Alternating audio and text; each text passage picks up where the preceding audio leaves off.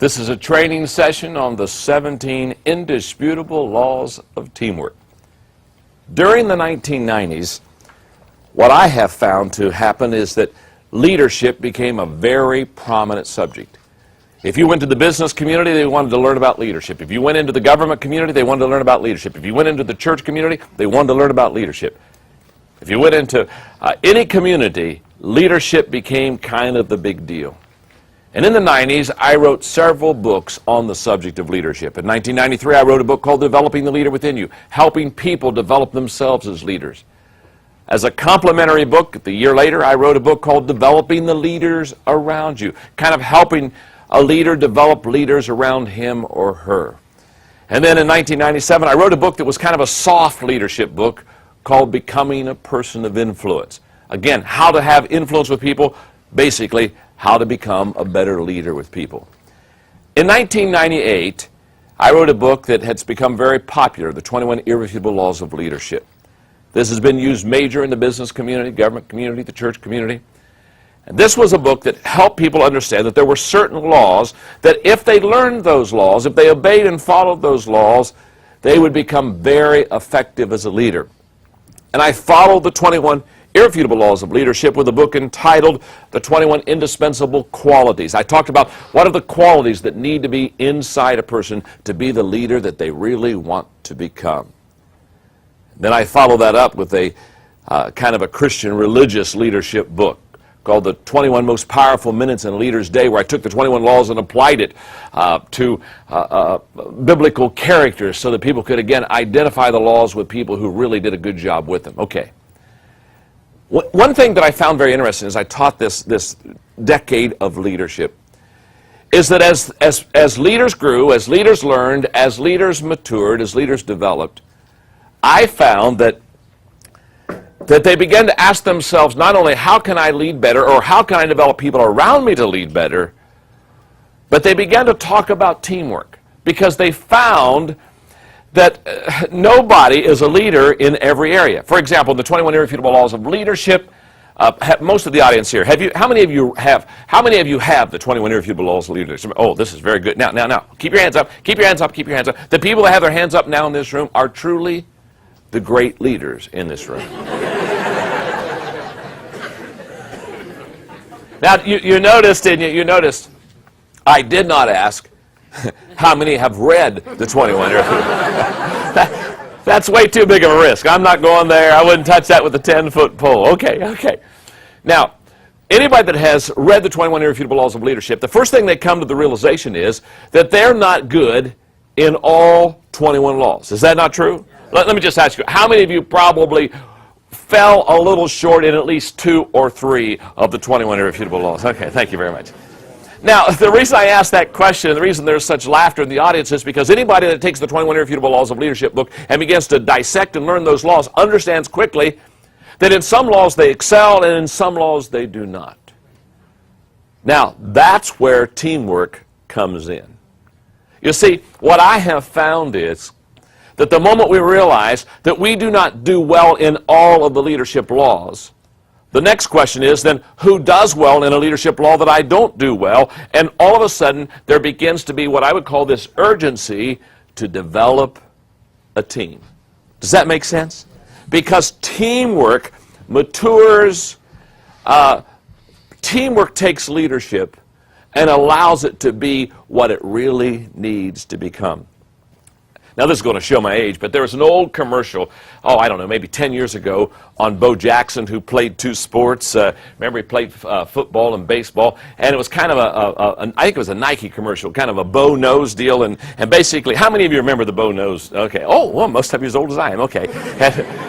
Well, you know the story of how supposedly it was kind of a tongue-in-cheek thing that Bo knows everything, and so Wayne Gretzky says Bo knows hockey, and obviously the obvious conclusion of the commercial was, even Bo Jackson doesn't know everything.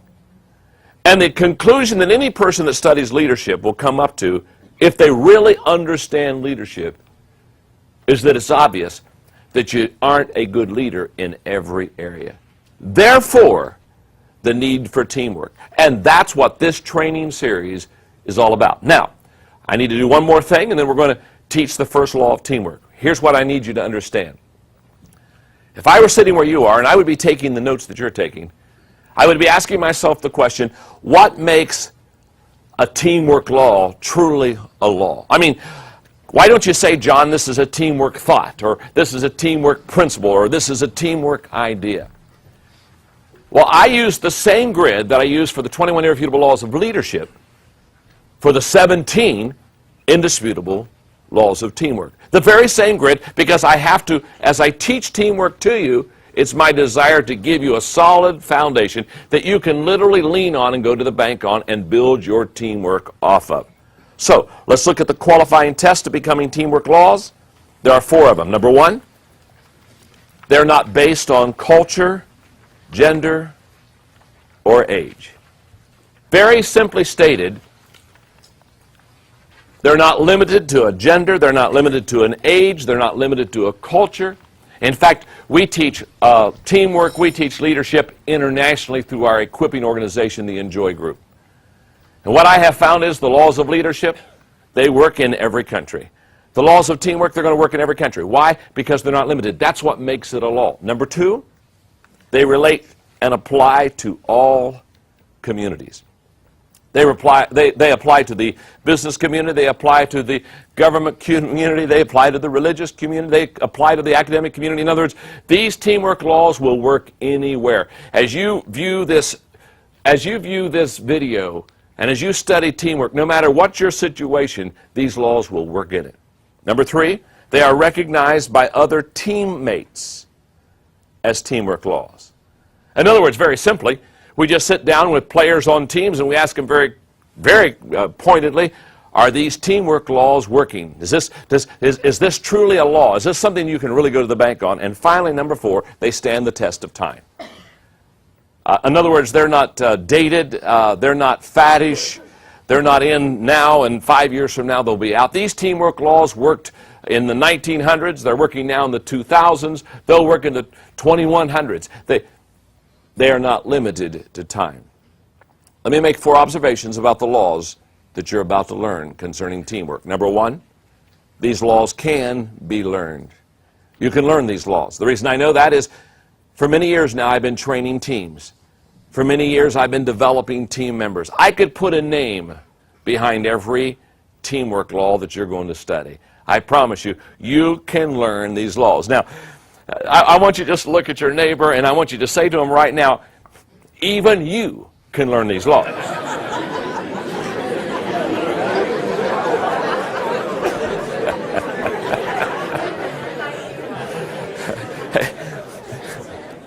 Doesn't that give you great hope, huh? I mean, think about it for a moment. That person you brought here today, that you were not sure you could ever make anything out of. You even paid their way. You bought the ticket because you thought, you kept asking yourself, is there any hope? That person you're seated beside right now that you perhaps up to this moment thought there was no hope. I've got great news for you. Even they can learn these laws. Makes you feel good, doesn't it? It also makes you wonder, why did they buy that ticket for me? Second observation, very simply, these laws stand alone. I'm going to teach you 17 laws of teamwork today. I promise you they stand alone. What do I mean by that? Very simply, you don't need to learn law number 1 to go to law number 2, to go to law number 3, to go to law number 4. They stand alone. You may not do good on 1, but you do very good on 2. In other words, they don't have to have any sequence. They aren't to be built upon. Number 3, these laws carry consequences. Simply stated, if you do well on these laws, you're going to develop a good team. If you do poorly on these laws, you're not going to have a good team. You're going to rise and fall on how well you're able to learn and implement these teamwork laws with your team. And the final observation, these laws are the foundation of teamwork. These are the laws that you build your team on. Let me give you one suggestion before I teach law number 1. This is what I call a training suggestion for you. If I were you and I just finished watching the introductory part of this training series, what I would do is I would ask myself, how can I best be a team member and how can I best develop team members around me? And I'm going to suggest that you do 4 things that will be greatly helpful in developing yourself as a team member or developing your team. Number 1, read the book, The 17 Indisputable Laws of Teamwork. Start there. Read the book. After you have read the 17 Indisputable Laws of Teamwork, the second thing I would encourage you to do is watch these training videos. And I would encourage you to watch with your team 1 video a week. Each law is going to be 15 to 20 minutes in length. Very simply stated, what I want you to do is every week sit down with your team, watch one of the laws. Now, number 3, reread the law that you just watched on the video. Let me explain. As you have now watched me teach it on video, go back to that law, and you have probably 7 days before you go to the next video, the next law, the next training session. Take those 7 days and work that law in your life. Ask yourself questions like, how well do I implement this law of teamwork? Ask yourself the question, how well do the people around me implement this law of teamwork? In other words, give yourself 7 days to practice the law that you just watched. And then finally, number 4, apply this law not only to your life, but teach it to someone else. Now, you're watching the videos perhaps as a team. Maybe you have a business that you're in together or whatever. You're watching as a team. But what I want to encourage you is take this law and go to somebody who's never seen the law or heard the law and teach them what you're learning and practice what you're doing. Okay, I know you're ready. I'm ready. Let's go to law number 1 of the 17 indisputable laws of teamwork.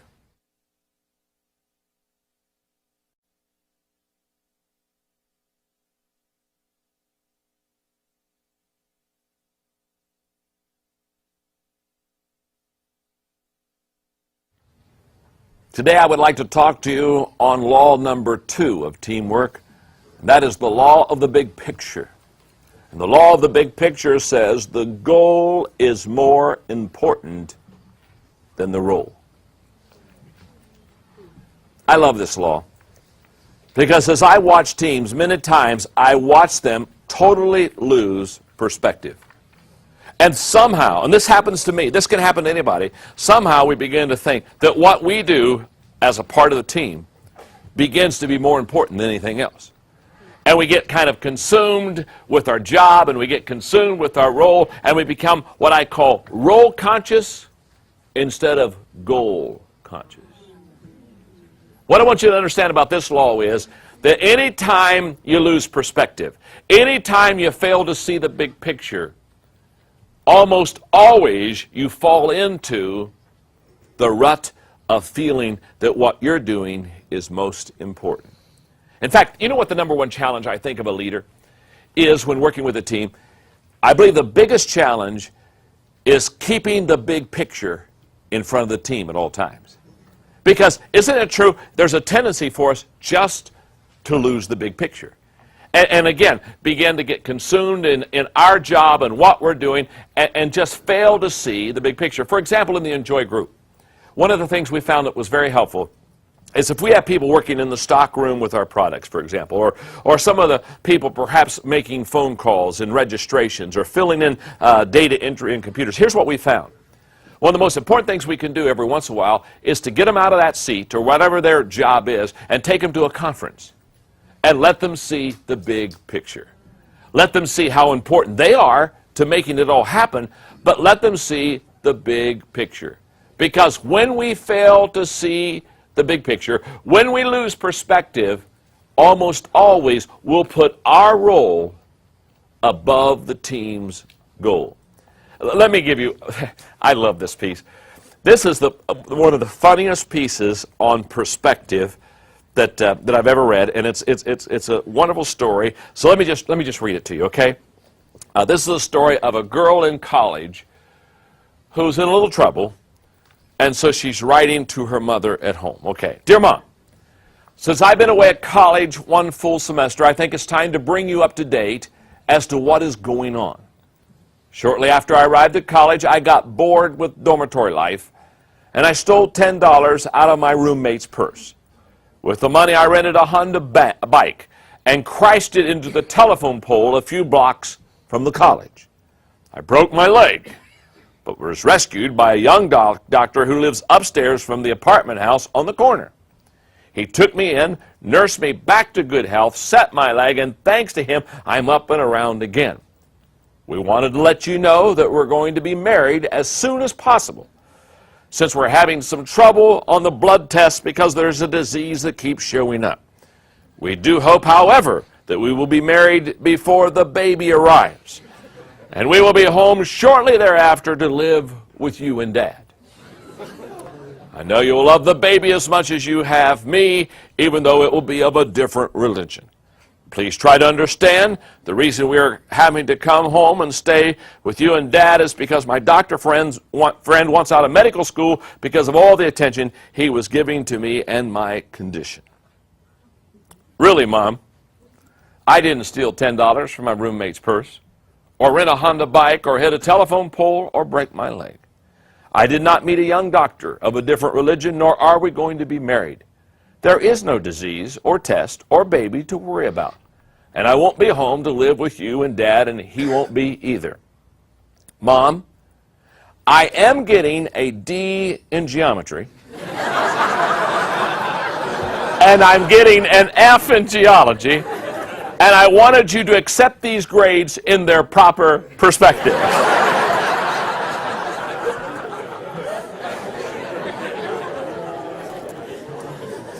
I love that story because it's a story of keeping things in proper perspective. As a leader working with your team, you've got to keep the big picture. They have to constantly see perspective, or they will begin to think their role is more important than the team goal. So in your notes, my role as a team member must always submit to the goal of the team. Classic illustration. It's just a recent one. It's a sports one, but it'll work. The Los Angeles Lakers this year won the NBA World Championship. They have two great players, Kobe and Shaq. Now, these two players probably, arguably, are the two best players in the NBA. But throughout the season, much of the year, they didn't win. They weren't very successful. Well, they had a little bit of a winning record, but everybody knew they weren't reaching their potential. You know why? Because Shaq and Kobe were arguing over their role on the team. They were arguing who the star was and who was the player that really made it happen. Now, as they got close to the playoffs, they settled their differences, they put them aside, and they began to play team ball. And all of a sudden, they went on a winning streak that broke a playoff record. Why? I can tell you what happened. What happened was these two highly individually gifted, talented ball players understood that their role was not as important as the goal of winning a championship. I promise you, if they would have not become servants in their role and submitted their role to the goal, they would have not won the world title. You see, when it comes to leading, this is very important. If you are a person that thinks that you lead by position, and I run into people like this all the time, they say, well, you know, I'm the president of the company. Well, it's my title. It's my job. And if you're a position kind of a leader, let me say something to you. You're going to always be into the role. And you're always going to be saying, well, now, you follow me because you're under me, and here's where I am, and here's where you are on the pole. And you will always be putting your role up ahead of the goal. And this is not what you want to do. Here's what I want you to understand. Great leaders often submit their role as a leader in a servant's way to someone else to facilitate and add value to the team. It's what I call sometimes, I call this the myth of the head table. There's a myth that says basically if you sit at a head table, if I happen to be the leader of this organization, this company, and this is my head table chair, you know, it's kind of the end of the table, whatever, it kind of means that I'm always leading. Here's what I want you to understand. There's no such thing as a head table where the leader always leads. We've already shared that in the 21 irrefutable laws of leadership, not everybody does all 21 laws well. So therefore, what that means is there are many times when I submit my role as the designated leader to someone else because they're going to do a better job than I am. And I must understand it's the goal of the team that's more important than my role as a leader. So in your notes, here's the way this works. A servant leader, and I think this is the best way to describe what I'm trying to teach in law number 2.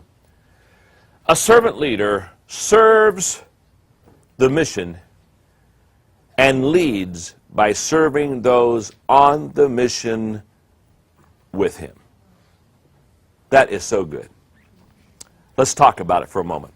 Because I have a goal in the law of the big picture, and that is by the time you're done understanding this teamwork law, my goal is every person who has a role, whether it's a big role or a small role, every person understands that you always submit your role to the benefit of the team. Now, here's a classic illustration, gang. Recently, I spent some time in London. It's one of my favorite cities because my wife, Margaret, and I both love history. And when you go to London, and if you go to London, one of the things you really want to do, because I love history and because I love leadership, one of the people I love to read after and study is Winston Churchill.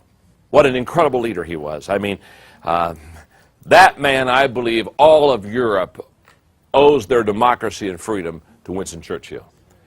And he stood up to the Germans, he stood up to Hitler, he stood up and against odds, determined that England would not be taken by the Nazis. Now, when you go to London, there's a place in London where during the war, Winston Churchill met with his war, what he called his war cabinet, underneath a major building. It's in a bunker. Now here's what I want you to, when you go, you've got to see this. In fact, it just inspires me every time I see it. When the war came on, World War II, and England realized that they were in major difficulties and they had major challenges, Winston Churchill went under this major building. It was all bunkered with steel and with concrete for their protection. And he said, I must put with me on my team in this bunker for the next several years, and for this one I think it was about 5 years, he said, I must bring the best team members with me. So here's what he did. He chose 7 other men that were the greatest minds of England to go under the bunker and live with him and stay with him until he could help England come to victory. Now here's what I want you to understand.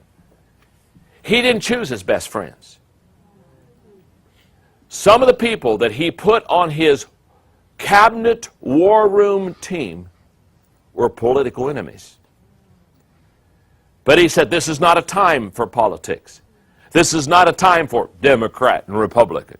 This is not a time for pettiness and division and politics. He said, I've got to get the best minds in this war room because we've got to bring England together. Here's a man who understood the goal is more important than the role. In fact, what's interesting is one of the men who was on his cabinet war room team, one of the men, as soon as the war was over, defeated him and became the next prime minister. In other words, he worked right alongside a person who would take his job after the war was over. But it was okay with Winston Churchill because he understood that the goal is more important than the role. Now what I'm saying to you is, as you go out and work with your team, for example, if this is my team right here, if this is my team, what I have to understand is, what's your name? Missy. Okay, Missy, what's your name? Fran. Fran? Chris. Okay, if I've got Missy, Fran, and Chris, and they're all on my team, and I'm doing the 21 irrefutable laws of leadership, maybe Fran is better at the law of navigation than me. So when I come to the law of navigation, when we have to navigate something, we have to go from point A to point B to point C to point D. Now when that happens, gang, here's what I do. Do I have the role of the leader? Of course. I'm maybe the owner of the company. Maybe I'm, quote, the boss. I'm the founder. I don't know who I am, but I'm the head hoopah, okay? But when it comes to navigation, if from a 1 to a 10, I'm a 3, but Fran is a 9, what that means is I give up my role as a leader. And I say, Fran, and I tell the rest of the team, Fran will be leading us. And Fran's going to navigate. And I give the leadership baton to her. And you know what I do? I serve Fran. I follow Fran. I take her directions. Why? Because the goal is more important than the role. Can I tell you something? Many teams suffer indefinitely sometimes because the leader doesn't understand this law. We serve one another. We give and we take. For example, in the Enjoy group, I have a fellow by the name of John Hall who excels in relationships. He's the best relationship guy on my whole Enjoy group team. He's the president of Equip. So if there's a relationship issue to deal with, guess who I hand the baton off to? I give it to John and say, go for it. I have another guy who's the president of Enjoy Stewardship Services, another company that I have. His name is Dave Sutherland. He is a strategic genius. So if there's strategy to be involved, what do? I take the baton and I hand it off to Dave and I said, you're the strategy guy. Strategically take us to where we need to go. I have another guy who's the president of my organization called Enjoy, named Kevin Small. Kevin is major in looking for opportunities. So when I need an opportunity, when we need to expand, when we need to grow, when we need to flex our muscles, when we need to do a new thing, what do? I take my baton and I say, Kevin, here's the baton. You take it. You're the leader. Tell me what I need to do. I'm following. I'm on your team. Let me support you. How can I serve you? I have a wonderful lady who's been my assistant now for many years named Linda Eggers. She handles all the details of my life. So therefore, when there are details to be handled and arrangements to be made and appointments to be set, what do? I say, Linda, you're the leader. Tell me where to go. And she says, go. Tell me how long to stay. Call me when I should come back. Send me a map. You know what I'm saying? She does it all. Why? Why? Because she's better at that than I am. My brother, who excels and has been for many years a successful businessman. When it comes to a business plan, when it comes to somebody to give me strategic advice on the business, I bring Larry into the room and I say, okay, Larry, help me out. How would you do this? And because of his experience and because of his success in business, he says, John, here's the business plan. And he maps it out for me. Why? Because he's better at it than I am. When it comes to consulting people, especially pastors, I've got a guy named Dan Ryland on my team who has for years consulted them. And so when a pastor says, what should I do about this? I say, hey, Dan, here's the baton. Now, here's what I'm saying. It's very important for you as a leader to know all the strengths of your people. It's very important for you to know their temperament. It's very important for you to know their gifts. It's very important for you to know their abilities. And then it's very important for you to utilize them effectively. And you utilize them effectively by passing the baton off them and saying, not saying, well, I'm the leader, so therefore I should always lead. Hello. That's like saying, I'm the leader and I have all the answers. Can I tell you something? I don't want to be on your team. This would not be a very fun team. So in your notes, the law of the big picture basically says successful teams look up at the big picture. That's the first thing they do. Then they size up their situation. Then they line up the needed resources. Then they call up the right team members. Then they give up their personal agenda. And then they step up to the next level. And I love the teamwork thought in your notes. When you see the big picture correctly, you will serve the team more quickly. And then there's always a question in each one of these laws. And here's the question for the big picture. Do I place the team above myself? It's a great question. It's a teamwork question.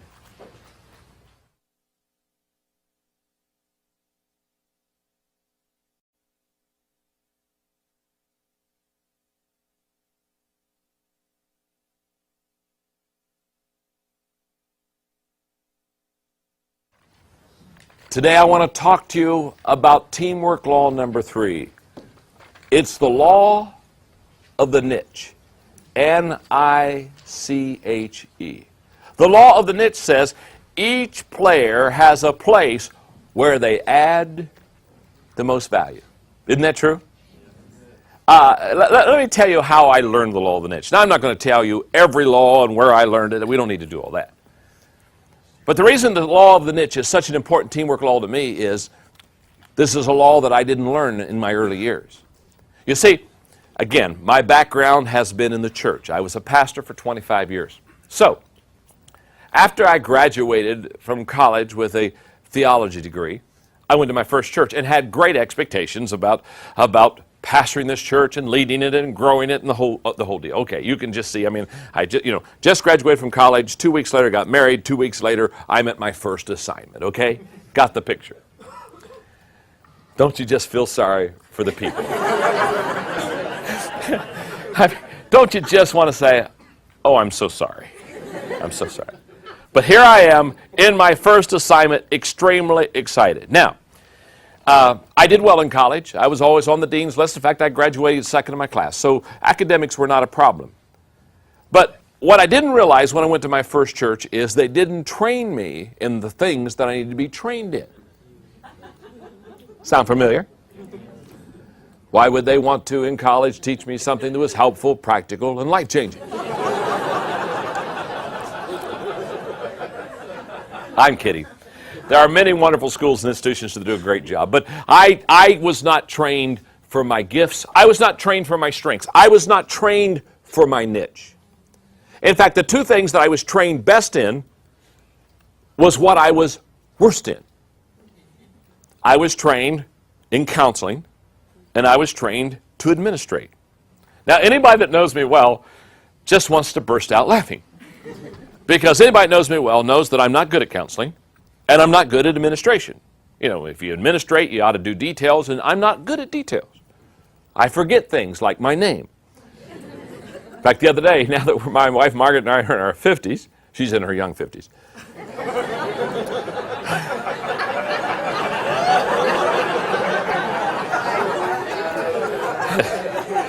And my buddy down here says, cover. It's too late. We were going somewhere the other day, and Margaret and I are forgetting things all the time. So she said, "John, you know what? We need to do teamwork. We need to partner." And I said, "Well, what are we going to do?" And she said, "I tell you what. You remember who you are, and I'll remember where we're going." Now that's how you do teamwork, and it's really helping. It really we miss it sometimes, but we're doing a lot better. Okay.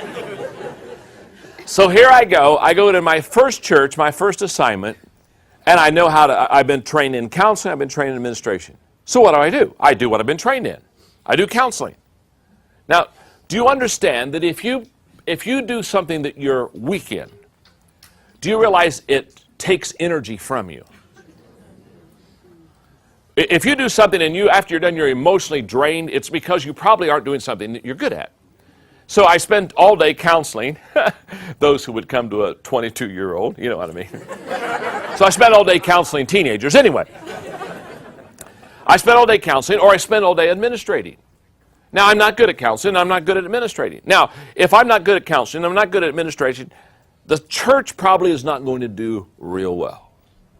Now I'm frustrated. Why am I frustrated? Because I'm saying I'm working hard, I'm diligent, I'm faithful, I have a good motives, but things aren't working well. Well, it's very simple. I'm not in my niche. I'm not doing what I do well. Now, that's been years ago. It took me about 3 years to work through the process that I shouldn't be doing what I don't do well. Let me tell you this. We all have weaknesses. How many of you have at least weakness? One weakness. One weakness. Okay. How many of you are sitting beside a person who would say they have more than one weakness? We all have weaknesses. I have them, you do. Okay. Let me tell you this. When it comes to teamwork, when it comes to your own personal success, you are not going to succeed if you just work on your weaknesses. In other words, if I'm from a 1 to a 10, I'm a 3 at counseling, and I work real hard, the good news is maybe I can get up to a 5. But I'll never get to a 10 because I'm weak in that area. Are you with me? So the problem is, so many times we spend too much time on our weaknesses, not enough time on our strengths. That's another day, another topic. But what I want you to know in finding the niche is it took me about 3 years to understand this law. And I began to ask myself, why don't I like pastoring? Why, I like people. I want to help people. Why don't I like this? Well, what I didn't like is I didn't like counseling. I didn't like administration. And it was a wonderful day when I realized I shouldn't counsel. In fact, I remember the day I received total freedom from it, and I stood up in the pulpit and I said, I'm not a good counselor. Now, first of all, that wasn't a revelation to the people. They're looking at each other and saying, "Whew. Thank God he figured that one out." In fact, I said, I'm such a poor counselor, if I need counseling, I wouldn't go to myself. And it was a wonderful day when I looked at my congregation and said, I'm not a good administrator. I'm not good at details. This is not where my strength is. You see, the law of the niche says that if you and I are going to be successful, we have to find our area of strength. And in your notes, the sign of a successful person is that person has found the right place for themselves. You see, you become successful when you find the right place for yourself. The sign of a successful leader is a person that these are people that have found the right place for others. And when you find the right place for others, when you can match their strengths with a part of your job and your business, you'll become successful. One of my favorite people, a wonderful friend, wonderful author, I love reading everything he does, is Chuck Swindoll. And I have in your notes, from Growing Strong in the Seasons of Life, a classic example of what I'm talking about. Once upon a time, the animals decided that they should do something meaningful to meet the problems of the new world, so they organized a school. They adopted an activity curriculum of running, climbing, swimming, and flying, and to make it easier to administer, all the animals took all the subjects. The duck was excellent in swimming. In fact, he was better than his instructor was. However, he made only passing grades in flying and was very poor in running. Since he was so slow in running, he had to drop swimming and stay after school to practice running. This caused his webbed feet to be badly worn, so he became only average in swimming, but average was quite acceptable, therefore nobody worried about it except the duck. The rabbit started at the top of his class in running, but developed a nervous twitch in his leg muscles because he had so much makeup work to do in swimming. And the squirrel was excellent in climbing, but he encountered constant frustration in flying class because his teacher made him start from the ground up instead of the treetop down. He developed Charlie horses from overextension, so he only got a C in climbing and a D in running. The eagle was a problem child, was severely disciplined for being a nonconformist. In climbing classes, he beat all the others to the top, but insisted on using his own way of getting there. What's the moral of this story? What Chuck is really trying to say is this: everybody is a 10 somewhere. And the job of the leader, as he or she brings the team together, is to find out where your people are a 10 and put them in the area of their strength, not their weakness. Classic example. When I played basketball in high school, we had a wonderful coach who was very wise. And in the first day of basketball practice, Coach Neff would bring us together, and he would say, now, many of you probably would like to play a position that you're not fitted for. So he said, what we're going to do the very first day is I'm going to put you in a position that you're not gifted in and let you see what happens when you play it. I can remember one year, especially because in physical education, I had played on an intramural team, and I got to play center, and I thought I was a good center. Now, there's a problem. A 6-foot center is not a good center. And I remember telling the coach, I'd like to play center. Now, so instead of playing the guard position that I normally would play on the team, I remember him putting me at the center position against a guy by the name of Doug, who was 6'7". Needless to say, I continually ate the basketball. Why? I was out of position. I can't play center.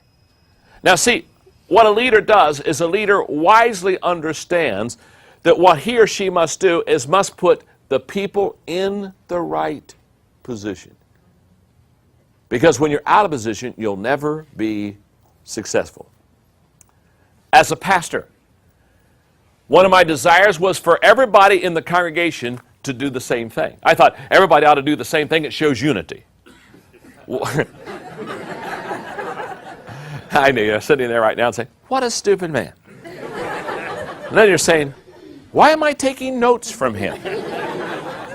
Because I thought everybody ought to be in the same position, ought to kind of play the same position, and kind of ought to do the same thing. And obviously, after a few years, I found that doesn't work. Why? It's very simple. Very simple. The law of the niche says that every person has a place where they bring the most value. And what a leader does is a leader understands that. And that's why I love this teamwork thought that says, you are most valuable where you add the most value. So, what do I do as a leader? As a leader, again, I walk among the team. And as I walk among the team, I begin to relate to them, I begin to connect with them, and I'm always asking myself the question, what is their strength? What's your name? Doug. Doug, okay. What's your name? Richard. Richard. What's your name? David. David. Yule. Yule. Now, so as a leader, I'm saying, okay, what is Yule's strength? What's Doug's strength? What's Richard's strength? Now, here's what I do. Here's what I do. A leader of a team is like a quarterback. The quarterback doesn't run the ball every time. In fact, the quarterback seldom calls his own signal. When we get in the huddle, I assess where we are on the field, how much distance we have to go, and then I look at my team and I say, which one of these players has the best opportunity to advance the ball for a first down or for hopefully even maybe sometime a touchdown? And if I come to the conclusion that it's Yule that has the best opportunity to get us where we need to go, then I call his number and I hand the ball off to Yule. The rest of us, we block, we do everything we can to help Yule be successful. If I think it's Doug, I hand the ball off to Doug. Very simply, what I need to do is I need to know the niche of all my players. Now I've got a question to ask you. In fact, I have a couple questions. Question number one, if you're a team leader, the question I have to ask you is, do you know the strengths of all your people? Do you know their niche? Do you know where they are a 10? Because the success of your team will be based upon your ability to put the 10s in the right place.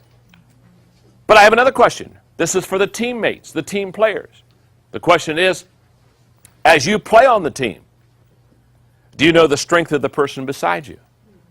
Do you know what they do well? Because what I have found is that if you know the strength of the person beside you, if you know what they do well, you begin to develop an appreciation for that teammate and for that team player. Does that make sense? So here's the way it works. The leader must know where a player adds the most value. And the reason that's important is for decision making. Until, as a leader, I know the place where a person adds the most value, I won't be able to make good decisions on where to put them. The player must know where he or she adds the most value because it will help them in understanding. And then the teammates, they must know where the other players add the most value because it adds to the appreciation of the moment. And I want to make one more thought because this is so important when it comes to learning this law, because the law of the niche is a very vital law. We've already studied law number 2 of teamwork, which is the law of the big picture. The big picture gives you vision, but the law of the niche gives you value. So when you're getting the best out of your team, they derive their value from knowing what their strength is, by knowing their niche. Does that make sense? Yes. Several years ago, I read a book called Personality Plus by Florence Littauer. It's a book on the temperaments. It's a book on melancholies and sanguines and cholerics and phlegmatics. And basically, it's a very good, well-written book, humorous book, which basically helps you see every personality and every temperament as it is. It was revealing. It was helpful to me. You know why? Because up to that point, me being a choleric, kind of a bossy leader type, I kind of thought everybody ought to be like me. And if they weren't like me, I kind of always said, what's wrong with them?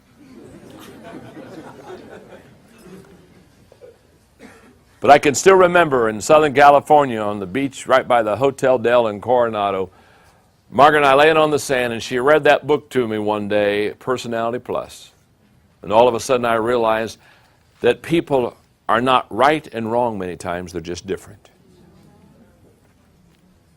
And you become a successful team and you become a successful leader when you value those differences, when you appreciate those differences, when you complement those differences. And that's what the law of the niche is. The law of the niche question is, what do I do best? What do I do better than anyone else on the team? Because whatever it is, that's what I ought to be doing.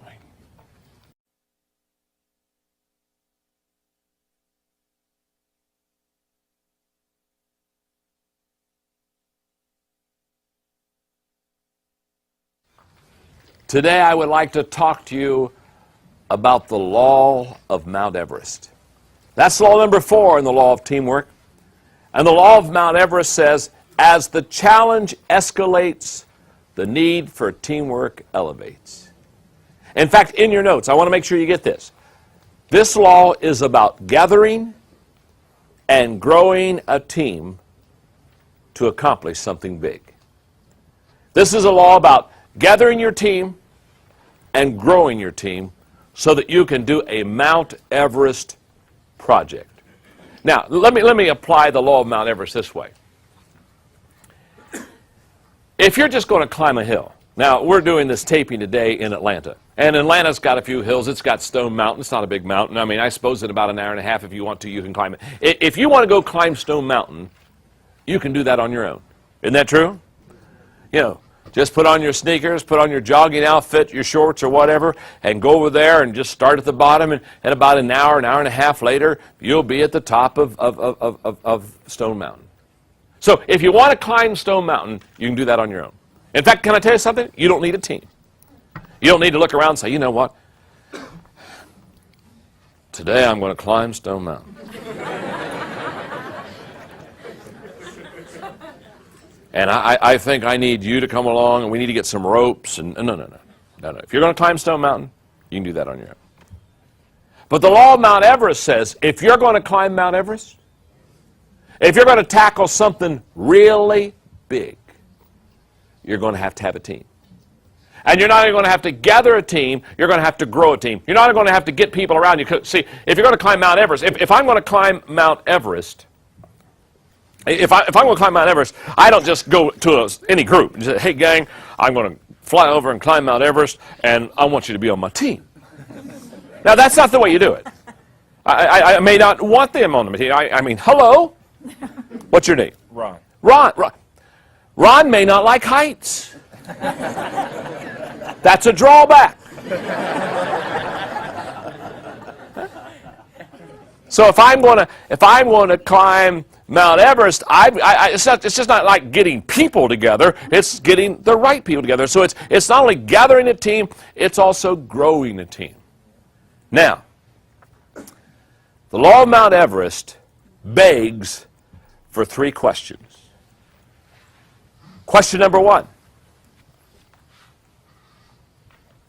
What is my dream? You got to start there. And let me just say this, for some of you in the room, some of you watching this training video on teamwork, for some of you, you don't need to go to number 2 or 3. Because your dream is so small, it's not Mount Everest. You follow me? It's got to like exist. Breathe. See. Walk. So if you don't have a big goal or a big dream, you don't need to fill in the next 2 things.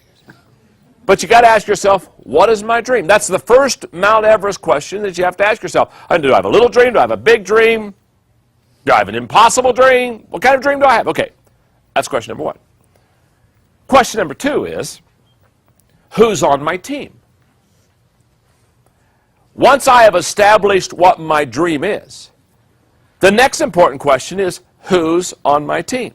For example, let's go back to my illustration a moment ago. Let's say I'm going to climb Mount Everest. That's really my dream. I want to climb Mount Everest. Okay. And Ron here, I bring him on my team, and he doesn't like heights. He not only doesn't like heights, he's now telling me he doesn't like cold weather. And then he says, you know, John, I'm not trying to add problems to this issue, but I also am quite clumsy. Now, the reason I'm having fun here is, you see, if you've got a Mount Everest dream, you have to understand, you've got to answer the question, who's on my team? I know people who have a Mount Everest dream and they've got a Disneyland team. Are you with me?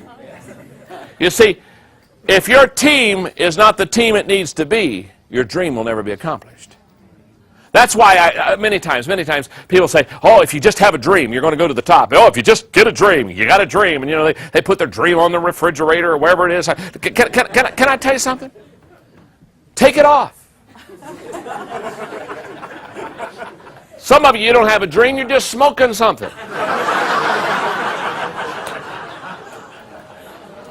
The question you got to ask yourself is not what my dream is. The question is, do I have a team that can get me to the dream? If you don't have a team that can get you to the dream, you're in trouble. So when you've got this Mount Everest challenge in front of you, you ask yourself, what is my dream? And then you ask yourself, who's on my team? And then you ask a very important third question. That is, what should my dream team look like? And question number 3, the one we just dealt with, answered and fulfilled correctly, makes question number 1 a reality. When I can answer and fulfill what my dream team should look like, then I'm going to accomplish my dream. The number 1 reason people never accomplish their dream is not because it's not real. I wouldn't want to make fun of anybody. You know what? The saddest thing to me is that people every day die with the dream still inside. That's sad. But the reason they did not accomplish the dream is not because it wasn't a good dream or not because it wasn't even for them. They didn't accomplish the dream because they never built a team around them. So, how do you develop a dream team? If you've got a Mount Everest dream, how do you put together a Mount Everest team? Number 1, know what leaders look like. If you're going to develop a dream team, you want to bring a high caliber of leader on your team. So you've got to know what a leader looks like. Now, everywhere I teach leadership, people ask me the question all the time. They'll say, John, how do I find a leader? And it's a good question because leaders aren't hard to find. They're hard to find. Isn't that true? I mean, non-leaders, they're not hard to find. They're everywhere. I mean, that's why, you know, turkeys flock. Eagles, you got to find them one at a time. So if I told you leave the studio and go out and find a leader, it'd take you a while. So what does a leader look like? And you can't find a leader until you know what a leader looks like. When I go to the airport many times, if where I'm speaking or whom I'm speaking to, they know me by reputation, but they've never seen me. It's interesting, the pickup at the airport. Because there are basically 2 kinds of people that pick me up. First of all, there's the person who is at the airport, and what they do is they get a piece of paper, something like this, and they'll scribble my name on it, and they'll be in the crowd with, you know, Mr. Maxwell, you know what I mean, John Maxwell. They'll have this thing up here, and basically that kind of person basically says, I'm standing in the crowd. Here's your name. Find me.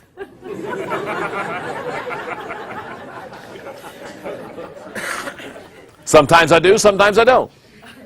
Sometimes I don't look hard. Sometimes I just go straight to a taxi. Go to my hotel and say, I'm in my room, you find me.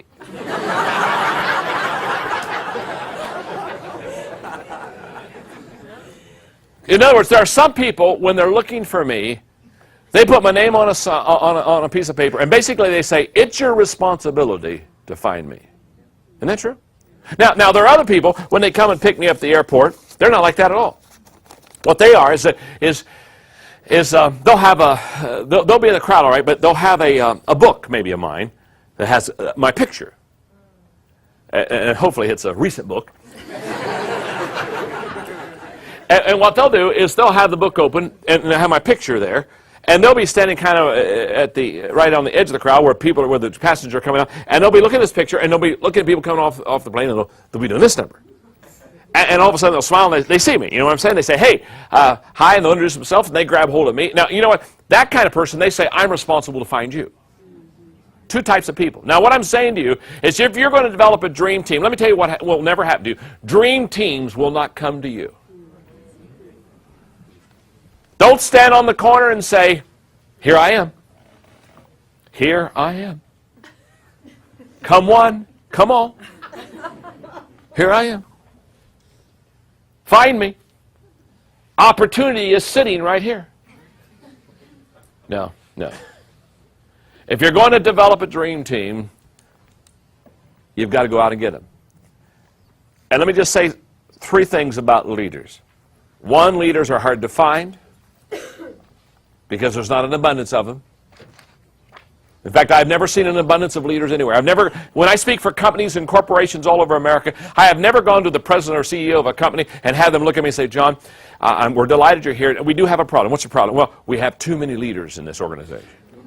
We have too many great leaders. My goodness, we're just loaded up with leaders, and we have a leadership glut in our organization. Never have I found that. Why? Every organization I know, every business I know, every government agency I know, every church I know, they don't have enough leaders. Why? Leaders are hard to find. Not only are they hard to find, leaders are hard to gather. Once you find them, it's not easy to gather those people. Why? Because they have their own mind. They have their own agenda. So you go over to a leader. What's your name, sir? Jimmy. I go over to Jimmy and I say, Jimmy, come on, join my team. Now, if Jimmy's a leader, Jimmy just doesn't jump in line. Hut 2, 3, 4, hut 2, 3, 4, hut 2, 3, 4. You know, Jimmy, he doesn't even move. He's a leader. He looks at me and says, he starts asking me questions. He says, where are you going? How long are you going to be there? What you going to do when you get there? Can I drive?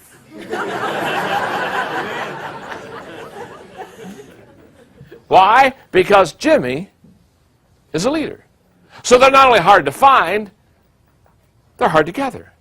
Now followers, they're easy to find and they're easy to gather. In fact, if you're just moving, followers just get in line. Where are you going? Beats me. When you coming back? Don't have a clue. What's your goal? Hope there's a water fountain at the end of the line. Leaders are hard to find, leaders are hard to gather, and thirdly, leaders are hard to keep. You don't keep leaders. I mean, they just don't hang around, especially if you're bad. Leaders don't wait around for your day to come. If you're making it happen, if you're going somewhere and you're doing something, they're on the team. But I mean, the moment it gets a little plateauish and the moment it gets a little bit slack, they're out of there. Isn't that true? So, develop a dream team, you've got to know what a leader looks like. You've got to be able to see them coming. How many times have we looked at opportunity and it's passed us, and as soon as it passes us, we say, oh my goodness, I wish I would have done that. Now, why is it we're so good when opportunity passes? It's very simple. We didn't know what it looked like when it was coming. If you want to develop a dream team, number 2, you have to show potential leaders how to lead. In other words, you have to model leadership for them. You see, I found out a long time ago, we teach what we know, but we reproduce what we are. That's why I always say a leader develops a leader. A non-leader doesn't develop leaders. Takes one to know one, takes one to grow one, takes one to show one. So you want to model leadership. People do what people see. And thirdly, if you really want to develop a dream team, you need to grow leaders through training. You need to spend time growing the people around you. Let me explain it this way. The most appreciable asset that you have in your company are the players around you. And as you look at your team, as you evaluate your team, what you want to do more than anything else is you want to train your people, you want to believe in your people. In fact, I've always said, put a 10 on their head. Put a 10 on their head. Communicate to them like they're a 10. Treat them like they're a 10. Believe in them like they're a 10. Put a 10 on their head. Because here's what I want you to know. The people on your team have potential to grow. In fact, let me say this as a leader. If the people on your team today are the same that they were last year, you haven't done your job.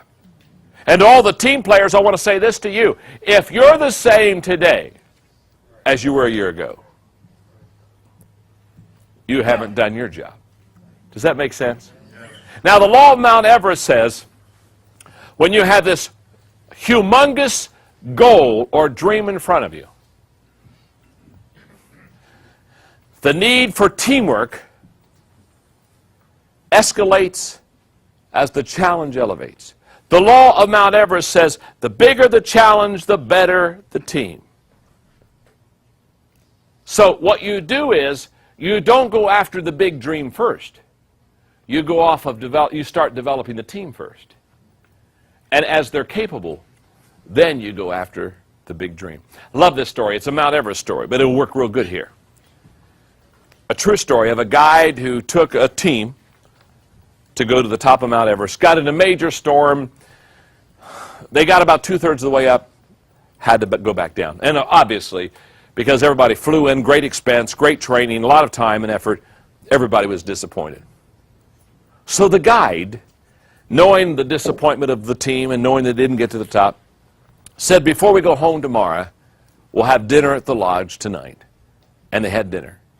And it was kind of a somber mood. The people were, well, they were just disappointed. And so after their meal together, and it was kind of a low-key evening, the guide stood up in front of them and said, before we leave, he said, I want to share something with you. Now, right behind him on the wall in this lodge was a major picture of Mount Everest. In fact, it was as big as the wall. And as he was addressing the people that didn't make it to the top, he turned his back to them and he looked at this picture. And he began to talk to Mount Everest. And here's what he said. He said, Mount Everest, I want to say something to you tonight. We tried to climb to the top. We tried to conquer you. And we failed. We had to come back down. Mount Everest, I want you to know today you defeated us. But Mount Everest, I want to say something else. We're coming back again next year. And Mount Everest, I want you to know when we come back next year and endeavor to climb to your top next year, I want you to know that we will defeat you next year, Mount Everest. And let me tell you why. Because Mount Everest, you're as big as you're ever going to get. But the people on this team, we can get bigger. And that's the law of Mount Everest. Gather your team and grow your team. And then take on that big dream and go all the way to the top.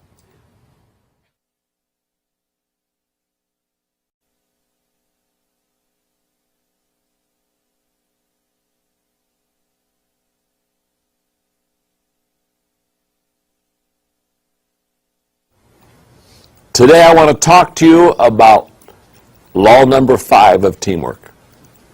This is called the law of the chain.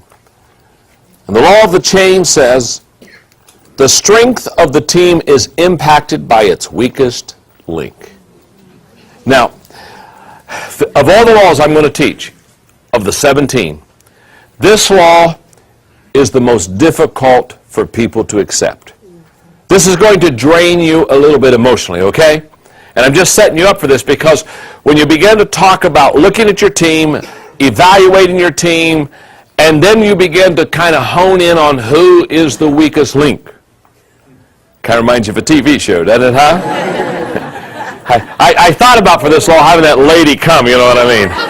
And I thought, no, she is disgusting. There's not a leadership bone in her body. She has the gift of separation. And so we won't bring her here. But when you talk about the weakest link, this is a tough law emotionally to accept. And I will say this. This is a tough law for me to handle. And let me tell you why. I only have one goal in life. It's kind of a very simple goal. People ask me what I do sometimes. It's kind of hard to explain because, I mean, what do you do when when I just went to England, I had to, you get on you write all this information down and for the customs people, and, what do I tell them I do? I could tell them I speak, but they look at you and they say, well, I speak too, you can say I write, and they say, well, I write too, you know what I mean? So it's kind of a little bit hard. And somebody asked me, they say, well, what do you do? And I keep thinking, okay, what do I do? And then I said, I think what I do is I add value to people. That's what I do. I take people wherever they are, and I do my best to come alongside of them, train, equip, teach them, simplify the lessons very easy, and lift them to a higher level. I want to add value to people. Now, you take a person like myself that their goal is to add value to people, and you start talking about this law, the law of the weakest link. This is a very difficult law for me because I want everybody to succeed. Not only do I want everybody to succeed, I want to take everybody on the journey with me. In fact, this is a huge weakness in my life. And let me just take a moment and explain this to you, because what happens is I'm always going somewhere. I'm leading something. So my tendency is when I'm leading something is I want to gather everybody around me. You follow me? And so I want to take it. What's your name? Maggie. Okay, I want to say, okay, Maggie, I want you to get on the team. And I met Gene earlier. Gene, I want you to get on the team. Okay, so what my tendency is to get them all on the boat. You follow me? Get them all on the train, and then I take off with them. Now, every once in a while, you have to stop the train for a little rest break or whatever. Now what happens is when I stop on my journey, sometimes Maggie or Gene, they get off. You follow what I'm saying? And they get off, and they decide to have a picnic there, and finally I say, well, it's time to get on the train, and they don't want to get on the train. Now, here's where my weakness is. Way too much in my life, I try to convince Gene and Maggie to get back on the train. Now, why? Because I want everybody to take the journey with me. I mean, I happen to think that where I'm going is a wonderful place. And I also happen to think that everybody wants to pay the price to get there. And everybody wants to take the trip. And my wife, Margaret, has been huge in this area. She's really, this has been a lifelong challenge for me. Because she says, John, quit trying to put everybody on the train. Quit trying to take everybody on the journey with you. And I think, but Margaret, if they had any idea where we were going and what we were accomplishing and what we were doing, they'd want to get on the train. And she says, no, John, not everybody wants to take the trip. Now, the law of the weakest link basically says on any team, there's somebody that probably doesn't want to take the trip. I can still remember when this law vividly hit me. It would be back in the late 1970s, and I was getting ready to make a job transition. And I had a marvelous assistant that just was very helpful to me. And so when I was going to move geographically to another state, because the two of us had such a great relationship, I said, I called her by name. I said, Dee, you're going to want to come with me. And she said, yeah, I think we do. And so her and her husband went to the city, looked for houses, and basically I felt probably were going to come with me. And I'll never forget calling from the Chicago O'Hare Airport back to Ohio, where at that time we lived, getting ready to move to Indiana, calling Dee and telling her I just had been to the place where we were going, and I was all excited. I was telling her, and she was very quiet. Now, all of a sudden I thought, there's something wrong. And I never will forget that she, on the other end, said, John, she said, we've decided we're not going to take that journey. And I remember how crushed I was. I thought, oh my goodness, I want to take her on this trip. I want him to kind of go to the top with me. Now, let me say three things about the journey. Number one, not everyone will take the journey with you. That's just a fact. In fact, in the little blank beside that, put the word choice. People choose different trips. Number two, not everyone should take the journey with you. And beside that, put ability. Some people have abilities that really, or giftedness that really just doesn't allow them to take that trip. Thirdly, not everyone can take the trip with you and put potential there. Now, what I want you to know about the journey, what I want you to know about this law of the chain is that as you take the team, as you go for the top, as you go for the gold, when you take the team on this trip, I promise you there will be a person that will lag behind. And I want to give you some characteristics of, for lack of a better word, this weaker team member. Now, let me just say something before I talk about characteristics of a weaker team member, because this kind of bothers me a little bit. I'm not talking about the fact that the person is wrong. And in another area, they may be very strong. But what I'm saying is, on your team, you're going to have maybe more than one weak link. You're going to have a couple people that are just not probably carrying their weight. Does that make sense? Let me give you characteristics of this person that is what I call the weak link in the chain. This person is unable to keep pace with the other team members. In other words, they just have a hard time keeping up. In fact, when I was working this law, several months ago, before the book was out and before the training of the kid, I almost called this law the law of the turtle. Because they were just, I wanted to talk about a person who couldn't keep pace with the rest of them, but then I thought, the weak link is a much better description of what I'm trying to describe. But they're unable to keep pace with the other team members. Secondly, they're unable to grow in their area of responsibility. In other words, when you place them in their area of responsibility, there's probably not much growth potential there. Number three, they're unable to see the big picture. Most of the time, a weak link team member doesn't see the big picture and constantly loses perspective. Number four, they're unable to fulfill the expectations given to them. There's a certain amount of expectations placed perhaps in that job or responsibility they have. They come up short. Now, notice the first four, we talk about unable. We talk about ability. The last two talk, I think, much more about attitude. They're unwilling to work on their personal weaknesses. In other words, they're unwilling to show up the areas where they're perhaps not strong. And finally, they're unwilling to work with the other team members, which is almost always the ultimate issue of having to remove a weak link when somehow they don't gel with the rest of the team. Now, I'm going to come back and talk a little bit more about the weak link and what to do with that situation a little bit later in this law. But I have to find a way to graphically, for you and for the people that we're training in the teamwork laws, I have to graphically find a way to show you how the weak link hurts the team. And the best way to do it is in your notebook, where I illustrate the law of the change by numbers. And this is very simple. It's right in front of you. Let me just walk you through it. Okay, here you've got a team that you've brought together. And you have 5 team members. Let's say the first team, they're all strong members. You have 5 10s, 10 plus 10 plus 10 plus 10 plus 10. Okay, that equals 50. You have a 10 average. But let's say on the team you have 4 10s and then you have 1 5, a weak link. Now look what happens immediately to the team. 10 plus 10 plus 10 plus 10 plus 5 equal 45, which is a 9 average. Now what's happened is you've reduced the team's effectiveness by 10%. In other words, the weak link has begun to drag the team. Instead of that person being the wind beneath your wings, they become the anchor on your boat. But let's talk about a team the way team really works. Because if you've really got a team and it's full of synergy and you put it together and it's doing well, what happens is then a team multiplies, not adds. So let's multiply these team members for a moment. Let's say you have a great team. 10 times 10 times 10 times 10 times 10 equals 100,000.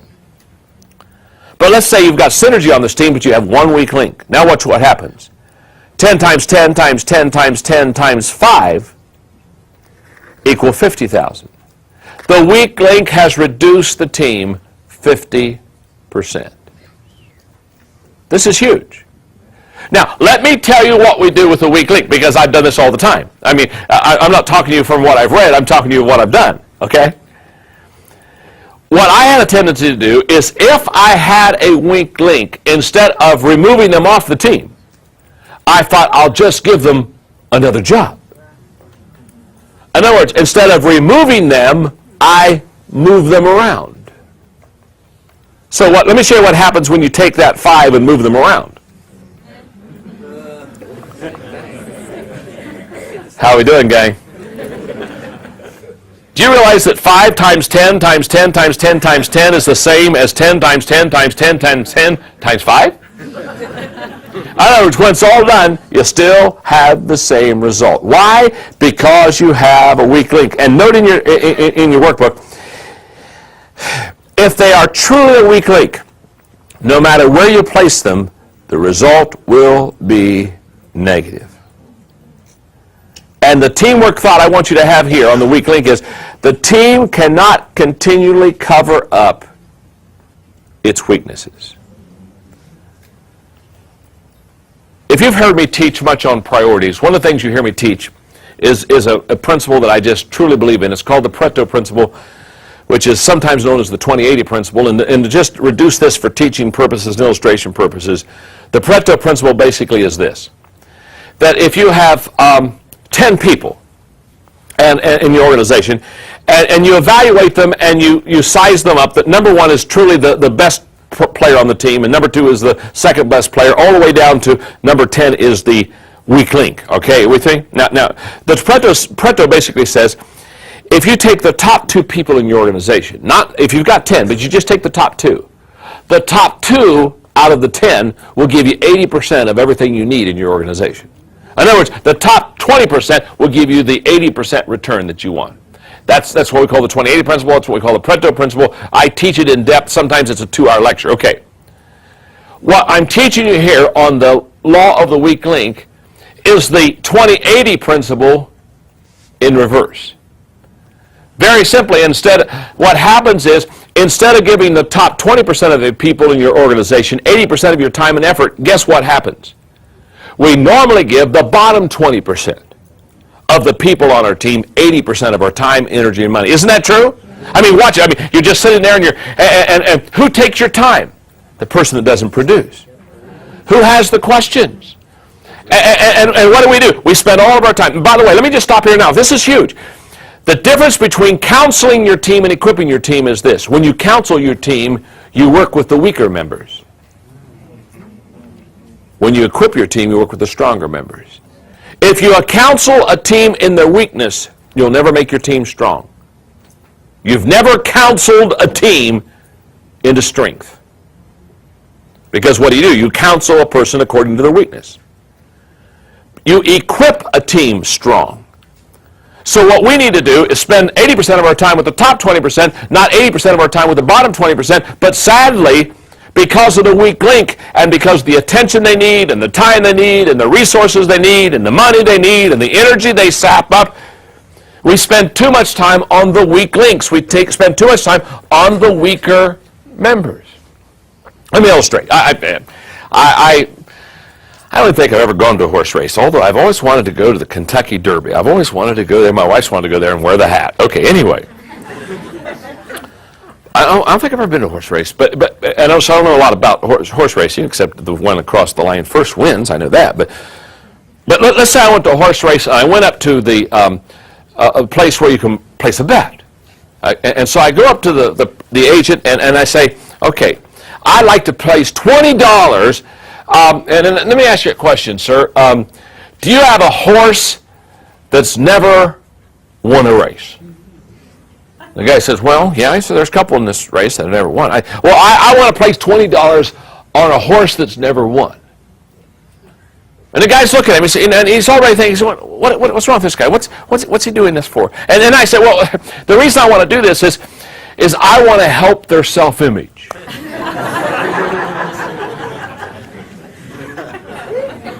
Now, why is it somebody at a racetrack would know I was stupid? But leaders working with teams all the time place their $20 on people that can't win. This is huge.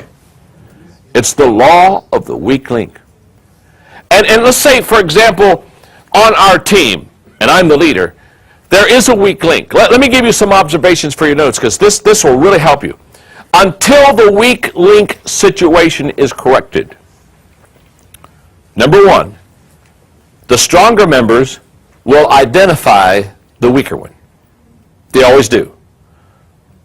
I promise you, you go home to your team right now in the business, and if you could have a candid conversation and say, on the team, who's the weak link? Can I tell you something? All the people that are strong already know who the weak link is.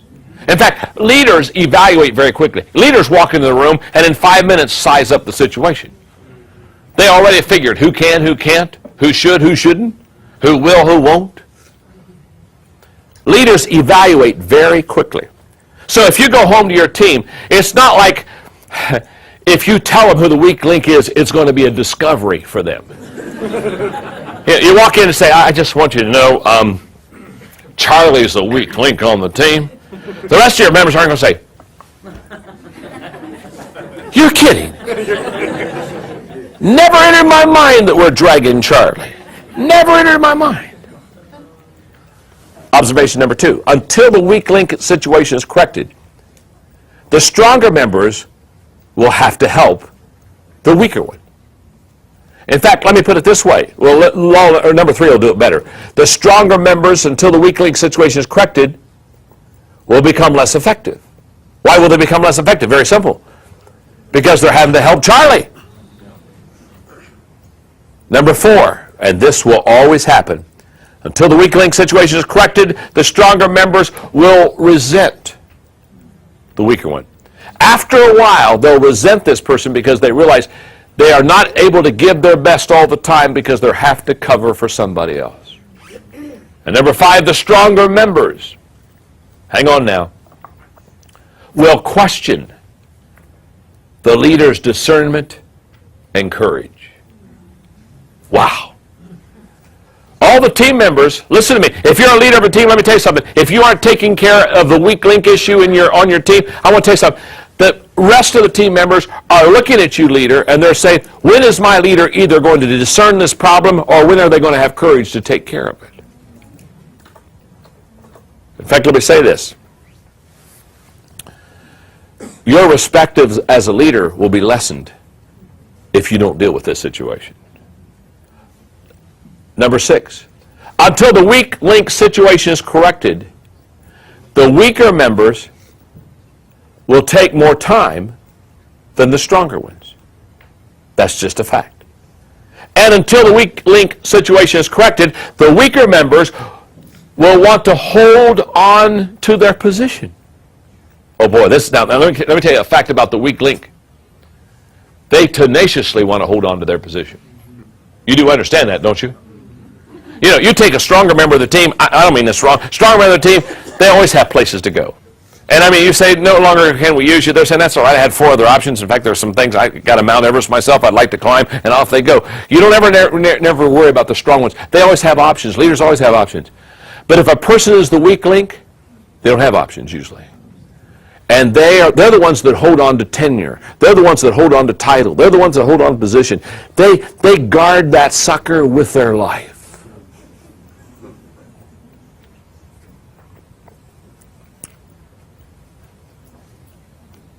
One more thought.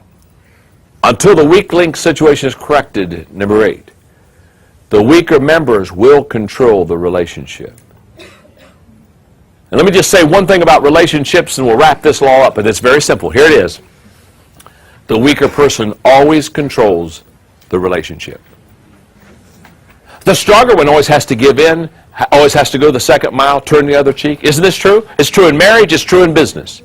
The weaker person controls the relationship. So when you have a weak link situation, many times the rest of the team is being controlled by the weaker person. And therefore, they're not effective. And the law of the chain question, a very simple one. Am I helping the team or am I hurting the team?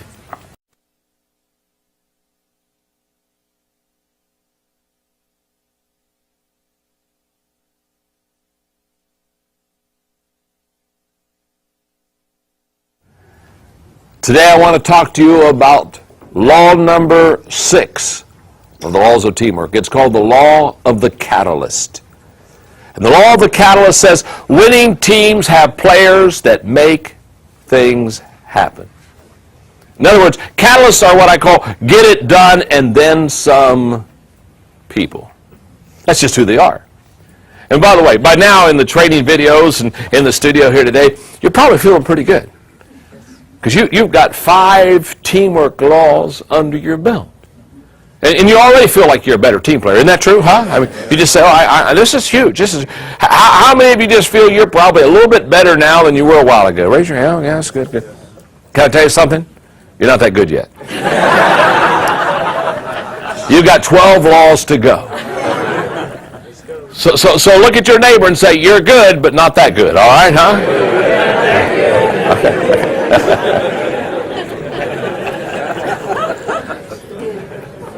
One of the privileges I have in teaching leadership for companies and organizations is every once in a while I get to do something that's really a lot of fun. And this year I was able to go to Washington, D.C. and do the NBA All-Star Game. And being a basketball fan, this was fun. Okay, and so I went and spoke to the players and some of the personnel in basketball. And when I finished speaking, Ed Rush, who's the head of the NBA officials, came up to me and introduced himself, and he said, "John," he said, "we take your book, The 21 Qualities of a Leader, and that's the book we train all of our NBA refs. And you're our mentor." And it's so fun. I said, "Oh, good, wonderful." And he said, "We want to take you to lunch." I said, "Even more wonderful." He said, "We're going to buy." I said, "This is really wonderful." and so I went to lunch with half a dozen NBA refs. And so we had a great time, and they asked me a lot of questions on leadership, and they started asking me things about teamwork because they knew it back then that I was writing this book. In fact, we're going to do training with the NBA refs in the area of teamwork and have some fun there. But we had a wonderful, wonderful lunch, probably about a 2.5-hour lunch, of which I said, I don't get this opportunity to have NBA refs around me all the time. So I said, I've got some questions, basketball questions. And so, of course, me loving sports and basketball, I began to really ask some questions. And one of the questions I asked is, I said, who is the greatest player to ever play in the NBA? And to a man, all 6 of them looked at me, and basically it said the same thing. Do you want us to exclude Michael Jordan? And all of a sudden I realized there were great NBA players, but these NBA refs set Michael Jordan off clear to the side because he was in a class all by himself. Now, as I probed them a little bit about what made Michael Jordan great, they said more than his skills, more than his giftedness, more than his athletic ability, more than his leaping ability, more than his all this stuff. They said what made Michael Jordan great is that if you were on Michael Jordan's team, in fact, one of the NBA refs said, think about it, John, you're in the NBA Finals, and Michael Jordan is one of your teammates. He said, you knew deep down inside you were going to win. You knew somehow, some way, that guy was going to be the catalyst on the team and bring your team to victory. And I can still remember watching them play Utah a couple of years ago with my son, Joe Porter, and the game was very close, and it was down to the last few seconds, and the Chicago Bulls had the ball, and I said, Joel, I will guarantee you something. He said, what's that, Dad? I said, I will guarantee you Michael Jordan will shoot the ball, and I'll guarantee you he'll make the basket. That's exactly what happened. Why? Because Michael Jordan is a catalyst. Now, every team to be effective has to have that person that you just get the ball to. And here's the way I want to explain the catalyst for you. On your team, on the team that you're on, when the chips are down or where the basket needs to be made or the goal needs to be reached, who's the player that you give the ball to? That's the catalyst player. For example, the president of our Enjoy Stewardship Service Company is a man by the name of David Sutherland. And David Sutherland is not only the leader, the president of the team, he's a major catalyst. Let me explain. Several years ago, Enjoy Stewardship Services is a company that helps churches raise money for building programs, debt, retirement.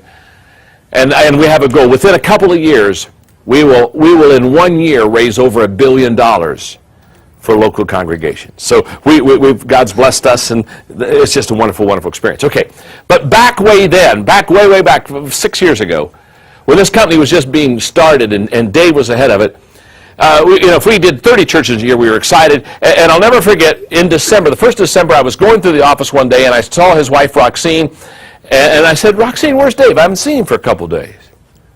Oh, she said, John, she said, he's on the road. I said, what's he doing? And she said, well, he has this goal of how many organizations he wants to help raise money this year. He has this goal, this number. And she said, he's short of the goal. And so she said, a couple of days ago, he left, and he said, Roxine, I haven't met my goal yet. I'll come home when I've met my goal. So she said, I don't know, 2 days, 2 weeks, who knows? But she said, here's what I want you to know. She said, I've lived with him now, she said, for several years. She said, here's what when he comes home, he will have hit his goal. That's a catalyst. A person that is going to make it happen. So let me give you the characteristics of a catalyst. There are 9 of them. Number 1, intuitive.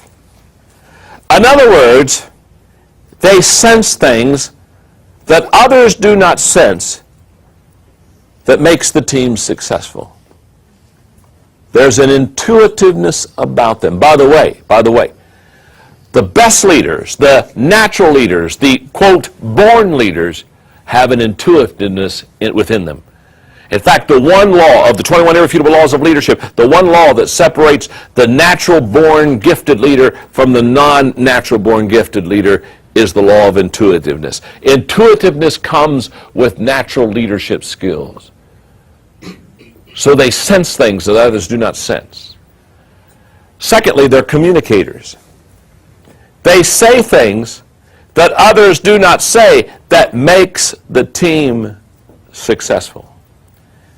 And again, Winston Churchill is such a hero of mine and such a great leader.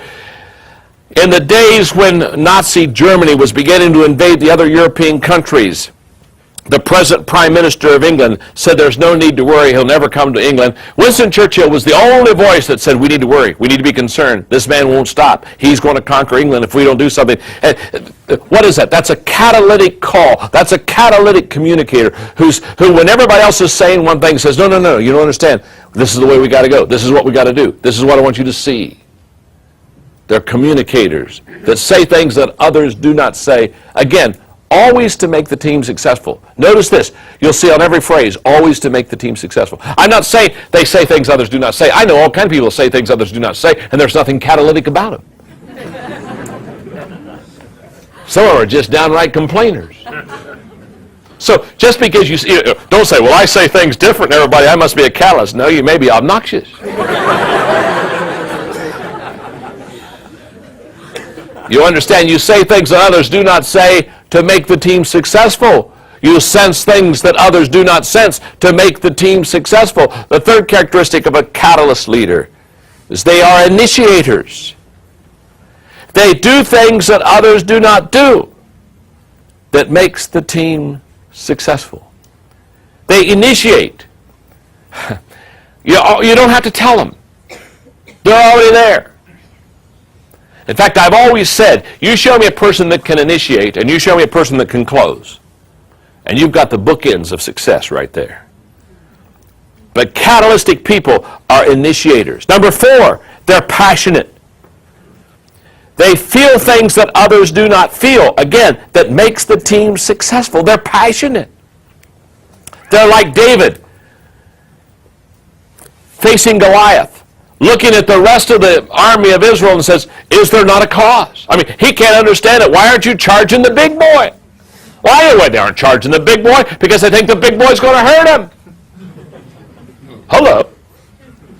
You see, they saw the big boy and they said, he's so big he's going to hurt us. David saw the big boy and said, he's so big I can't miss.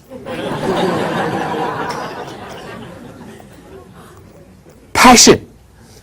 Catalytic leaders on a team are passionate. Number 5, they're creative. They think things that others do not think that makes the team successful. They're not boxy people. They have no lines. They jump over acceptable norms to get the job done. I mean, they're again, what are they? They are make it happen people.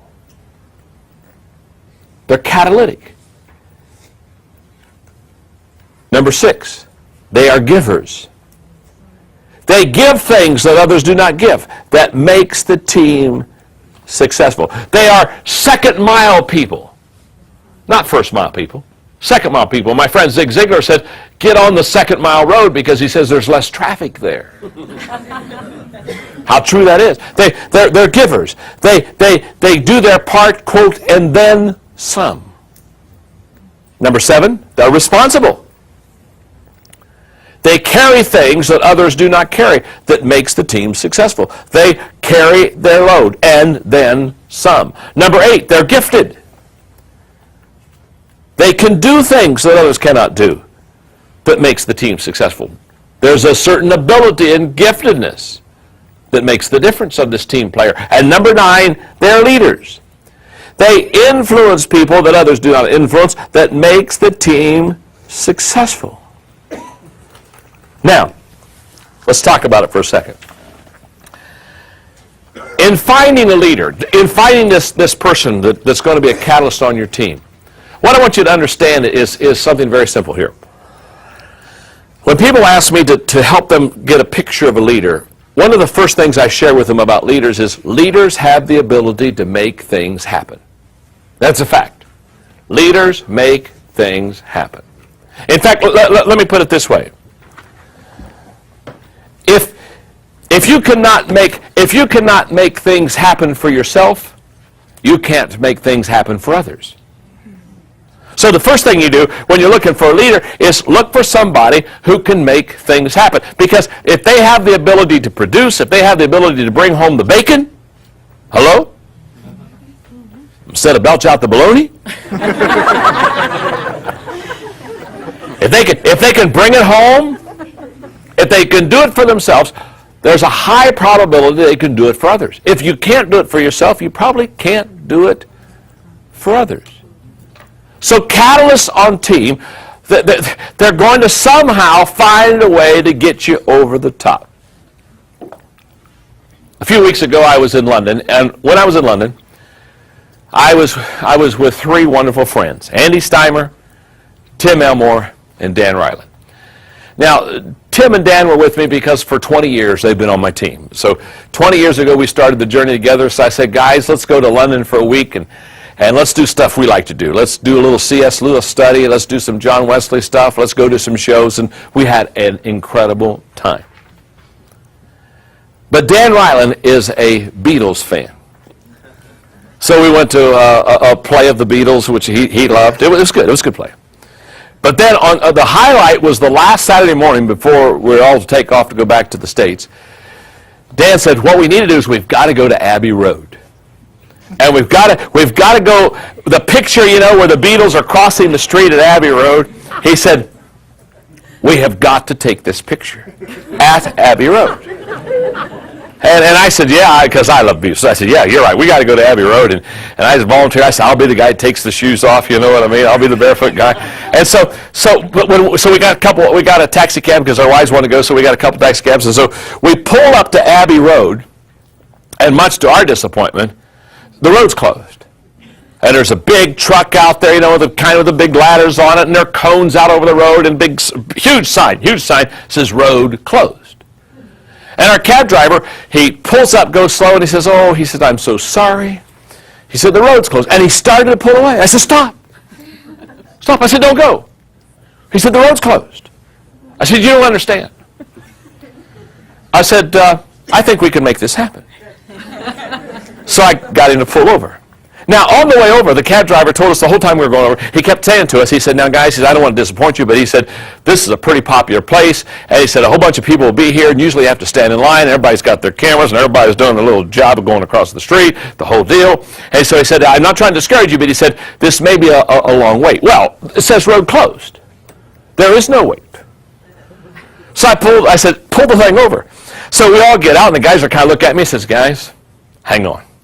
And I go over to the workers of the road, the guys over there that put out all the cones, and we're, basically doing what the workers of the road do, standing at the side of the road.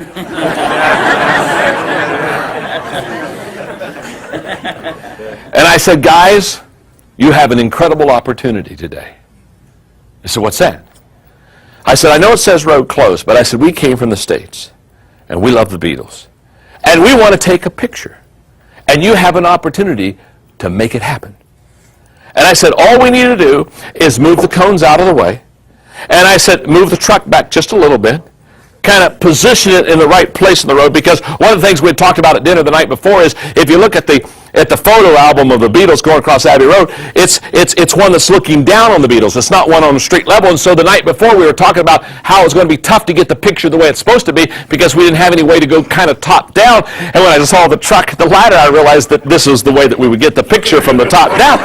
So I told him, I said, we'll have just to move the truck just a little bit to get the picture top down there, and I said, we'll help you. And the kind of guys are kind of looking at each other. I said, you're not doing anything right now anyway, and no, we're not. And so they started laughing, and they started helping me pick up the cones, and so we're all moving all the stuff out of the way. It's a wonderful experience, and we're having the best time. And Patty Ryland, Dan's wife, I said, now Patty, I said, you get up in the truck here, and then get over here and get the picture. So she gets up in the truck to get the picture just the way it is, and everybody's just having a great time. And I take my shoes off, my socks off, and we get the picture just the way we're supposed to get the picture going across there, and she's up there on top of the truck taking it, and all the guys that are supposed to be working on the road, they're clapping and cheering us on now. And the cab driver, I'll never forget it, the cab driver, when we got back in the cab, looked at Andy Steimer, who was with us, one of the four, and he saw me getting all these workers to help us out, because, well, they are workers, so so he saw me getting all the workers to help us out, and he looked at me, and he pointed to me, and he said to Andy, he said, boy, he said, that guy gets things done, doesn't he? And Andy looked at him and says, you have no idea. We got that picture. We got back in that cab. We laughed. We had the best time all the way back, because we got what we wanted to see happen. And the road workers, they were shaking our hands, telling us that we made their day, because this is a very boring kind of job they've got. Now, very simple. You know what we're talking about? We're talking about a catalyst on a team. We're talking about the person who has the ability to make things happen. And what I know about teamwork is that although you've got a total group of people making up a team, there's got to be somebody that's going to make it happen. And you need to recognize that, and you need to support that, and you need to do everything you can to help that person bring you to victory.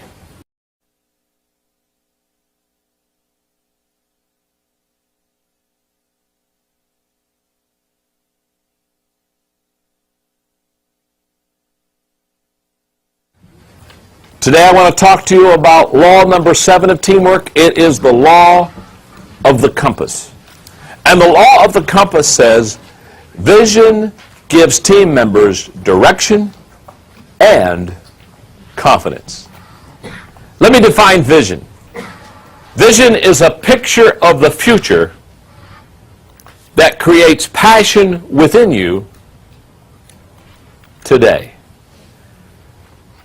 What I want you to see is, it's a picture of the future, but if all you see is a picture of the future, it's not a vision that moves you. It's got to create passion within you.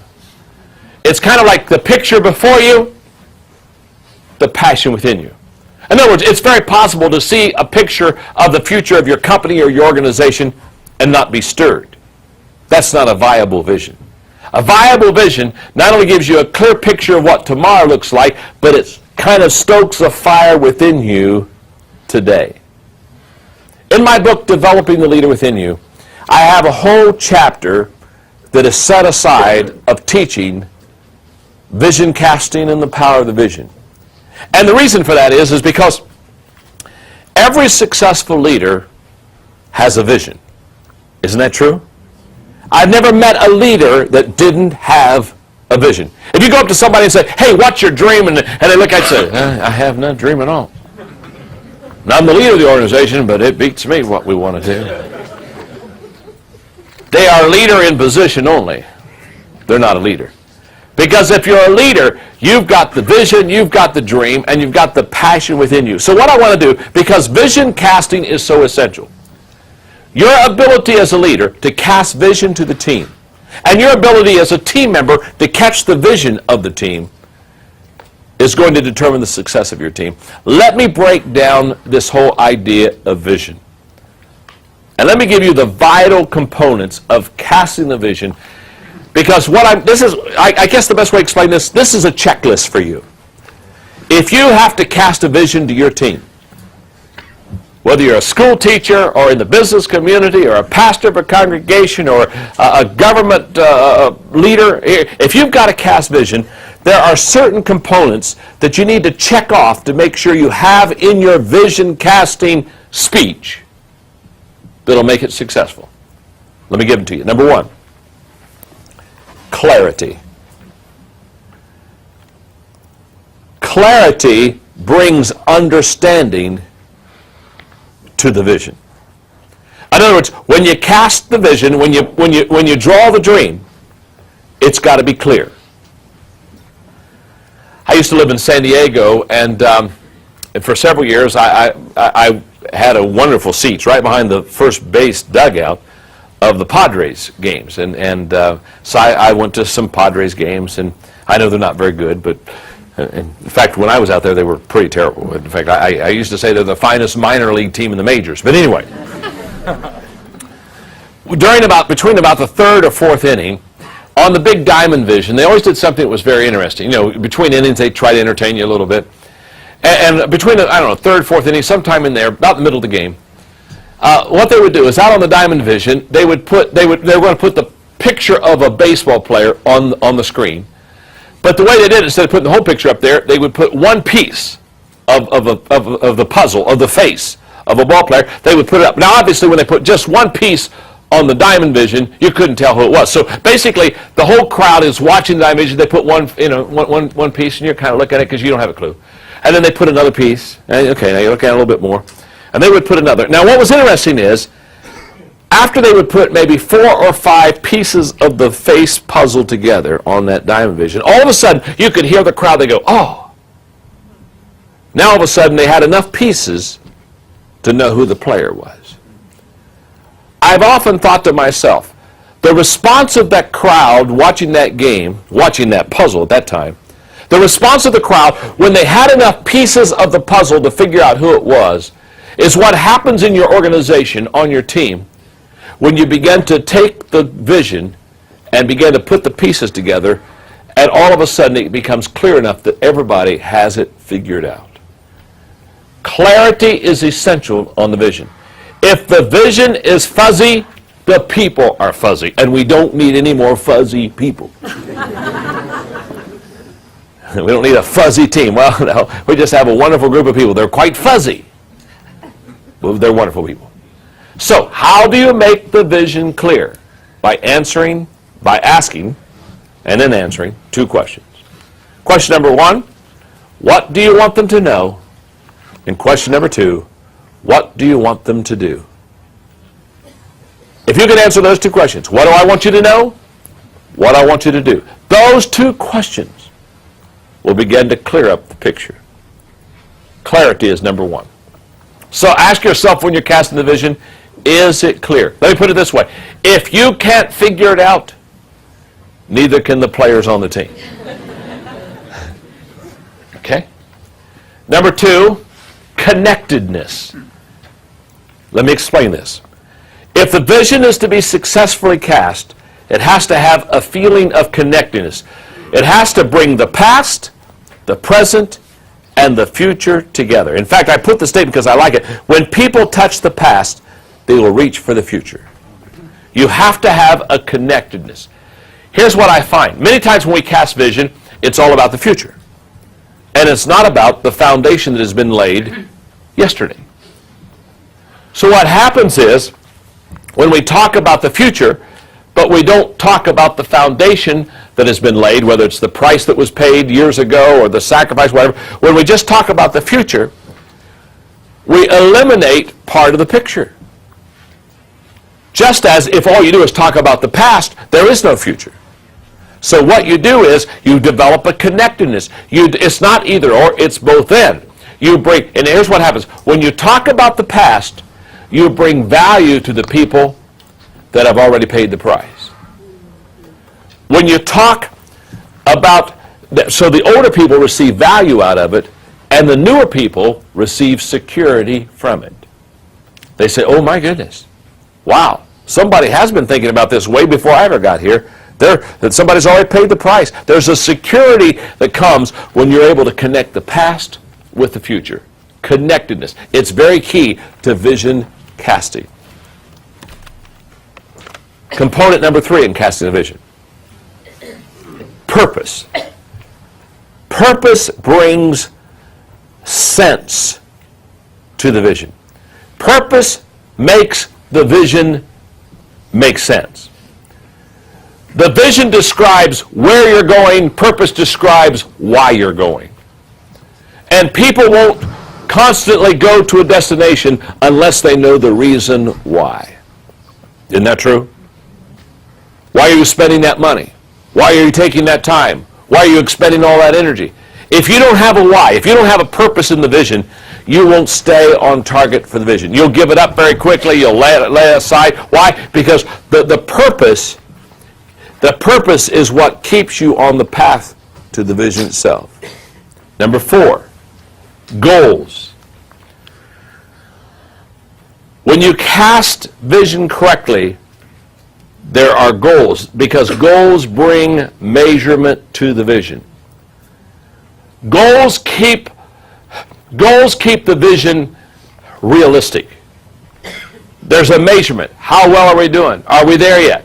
How far are we? How soon will we get there?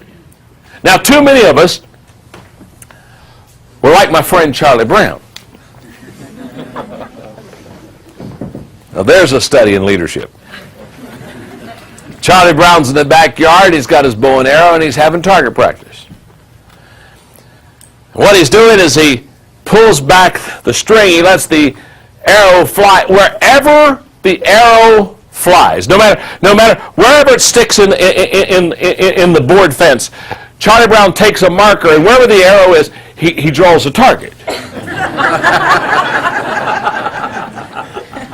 And he lets it fly, and he's over here, and he's drawing another target. Well, Lucy comes out.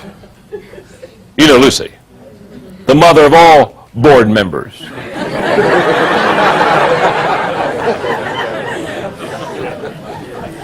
And Lucy comes out, and she sees all these targets all over the fence. And she says, Charlie Brown, that's not the way you do target practice. And Charlie Brown says, I know it, but if you do it my way, you never miss. Now, I know all kind of people. That's exactly how they do vision casting. They just put a vision up there, and they just slap any goal they want to. And they hope. Are you all right? And let me tell you something. Hope is not a strategy. I don't know if we hope to. Yeah, well, we're hoping to get there. We're hoping that this is going. We're hoping it'll all turn out. Hope's not a strategy. And so in your vision, have measurable goals so you can always see where your progress is.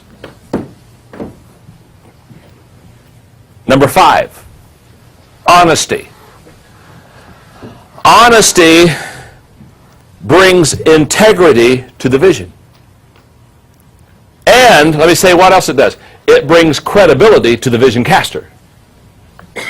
Make sure that your dreams and your vision is honest. In other words, if I get up in front of you, if I'm leading you as a team, and I get up in front of you, and every 6 months I put a dream out here or a vision out here that we don't accomplish. But every 6 months I put up another dream. I say, well, for the next 6 months we're going to do this, or the next 6 months we're going to go there. But we never get there. We never do that. After I do that a half a dozen times with you, when I get up to cast vision, you're basically saying, here comes hot air again. Because there's no integrity in the vision. And when there's not integrity in the vision caster loses credibility. You got to be honest. You got to let them know where you are. Number 6, stories. You've got to have stories in your vision. Because that brings relationships to the vision. That makes the vision warm when you tell stories. Telling stories about how somebody in your company has helped that goal become a reality. Those kind of things draw people to you. Too many times we try to cast vision without stories. Put stories, the stories warm up the vision. The stories personalize the vision. The stories make the vision identifiable by the average person. Number 7, challenge. The challenge brings stretching to the vision. In other words, in your dream, in your vision, have stretching room. Give them room to fly. Don't be afraid to challenge people. Sometimes I'll run into leaders and they'll say, well, I don't know if I want to challenge the team. I'm not sure the team's ready for this. Let me tell you something. Put the challenge high. Stick it up there. Here's what I find. Winners stretch to the challenge. Whiners shrink from the challenge. And the greatest way to get rid of your whiners, your weak link, is to put a challenge up there. They'll run fast. Their first question is not, how do I climb Mount Everest? Their first question is, where's the exit? See, when you put the challenge high, to winners, they say, sick 'em. And to whiners, it makes them sick. And there's a world of difference between those two. Number 8, passion. Passion brings fuel to the vision. Passion heats people up, by the way. And again, talking about the winners and whiners, here's why. Passion fires up the committed and fries the uncommitted. Just does. When you turn the heat up, some people get fired up, some people get fried. Number 9 is modeling. Modeling brings accountability to the vision. Modeling basically says, I'm going, do you want to go? Can we go together? Number 10 is strategy. Strategy brings process to the vision. As I look back at my leadership with the team, my greatest days of leadership will never show up on paper. And the reason why is my greatest days of leadership is not when my organization grew the fastest. In San Diego, California, in the mid-'80s, I was pastoring this growing dynamic church. And the only way we were going to be able to keep growing was to relocate the church, and so we realized we were going to have to do that. And so we found 80 acres on a freeway, and we began the process of relocation. Now, I'm not going to go in the story today because it's way too long. In fact, it's way too discouraging. But we had all the setbacks any person would ever not want to have in a relocation process. The biggest setbacks were mainly environmental, and if you're in Southern California, in fact, the Wall Street Journal interviewed me one time, and the Wall Street Journal said, if you pull this off, you'll be the last church in Southern California that will be able to buy 80 acres of land and pull it off. I guarantee you, he said, it isn't going to happen again because of all the environmental laws. There was a bird called a black-tailed gnatcatcher. Didn't even live on the property. Just flew over the property and every once in a while landed. Rested, just.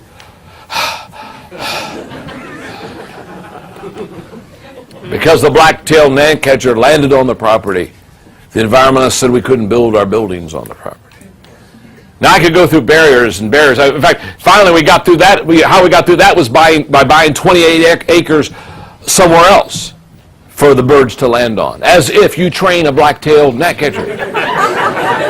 Said, you don't land here. You quarter of a mile over there. That's your landing spot.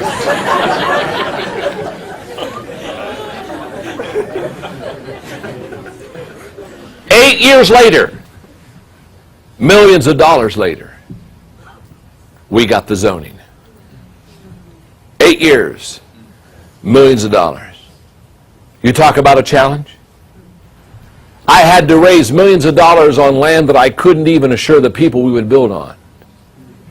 I had to keep hope alive on land that we were not even sure would be ours. And for 8 years, I kept hope alive. What was it Napoleon said? Leaders are dealers in hope. And I became a dealer in hope. And what's beautiful is in May of 2000, I flew back to San Diego to dedicate the first building on that mountain. 5,000 people. Absolutely excited about what had happened.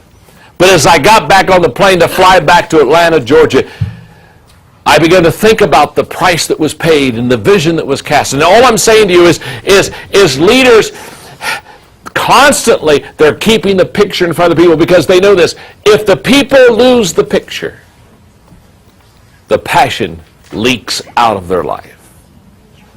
So I put in your notes. It's out of my Developing the Leader Within You book. Some closing thoughts on vision. Here's what experience has taught me. The credibility of a vision is determined by the leader. The acceptance of a vision is determined by the timing of its presentation. The value of a vision is determined by the energy and direction that it gives. The evaluation of a vision is determined by the commitment level of the people. And the success of the vision is determined by its ownership by both the leader and the people. One last teamwork thought. Great leaders take the vision from me to we. That's your goal. The vision has to go from me, the leader, to we, the team. And until that happens, the vision will never be successful. But law number 7 is a great law.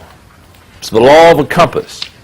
Vision gives team members direction, and it gives them confidence.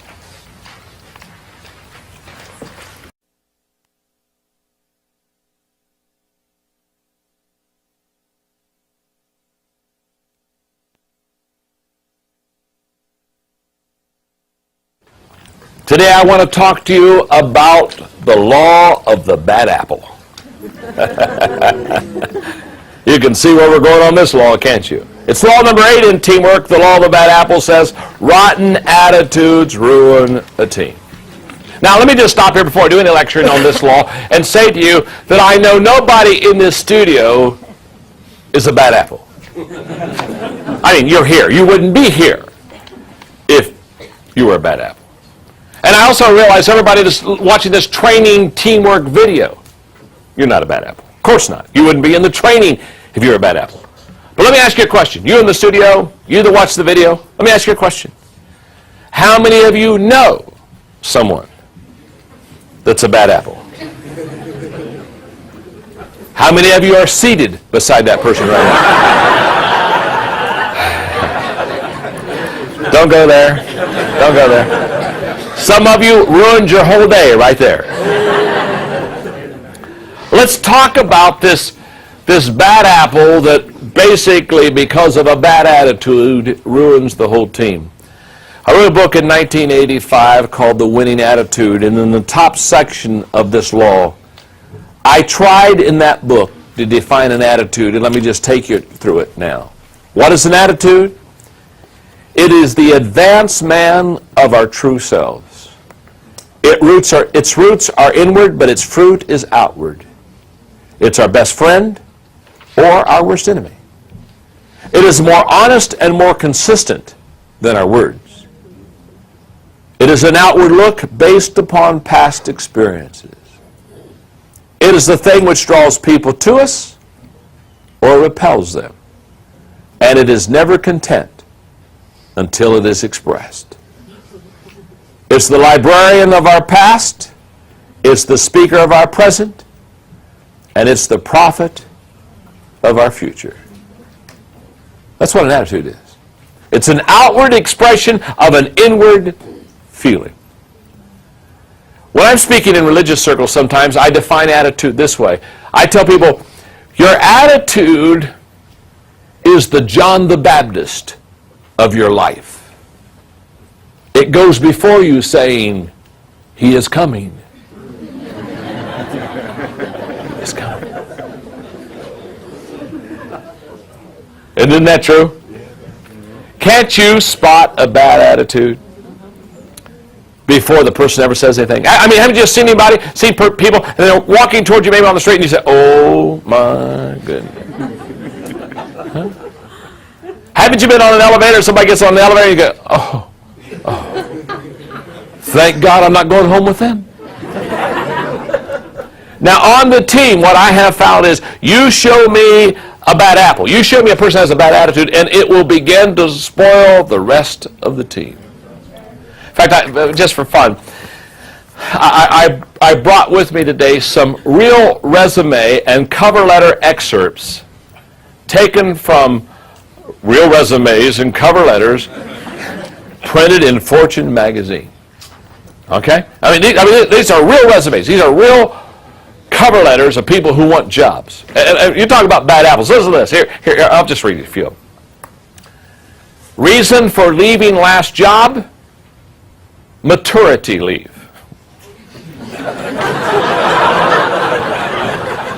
Don't you know some people you want to give them maturity leave? Come back in a couple years, you need a maturity leave. Here's another person who said, I am wholly responsible for 2 failed financial institutions. My middle name's bankrupt. Here's another person who said, it's best for employers that I do not work with people. Now there's somebody you want to hire, isn't it, huh? Yeah. Put them in a corner, build a wall around them. Here's another one. I failed the bar exams with relatively high grades.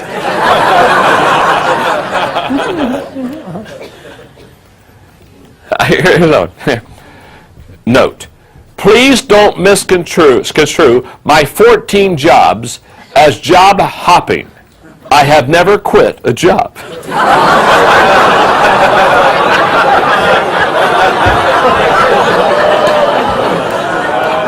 Oh, there's a bad apple. Whoa, I've never quit a job. Hello? Reason for leaving last job. They insisted that all employees get to work by 8:45 a.m. every morning. I could not work under those conditions.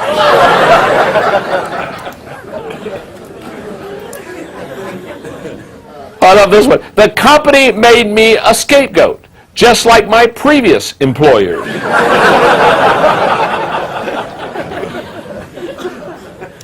One more. The person was asked for references, and they put in their form, none.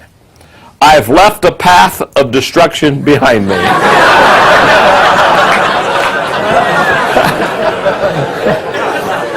Kind of says it all, doesn't it, huh? Just kind of says it all. Now, let's talk about this bad apple attitude on the team that hurts the rest of the team members. Let me give you 4 attitude thoughts. Okay, here we go. Number 1, your attitude is a choice. Let's start there.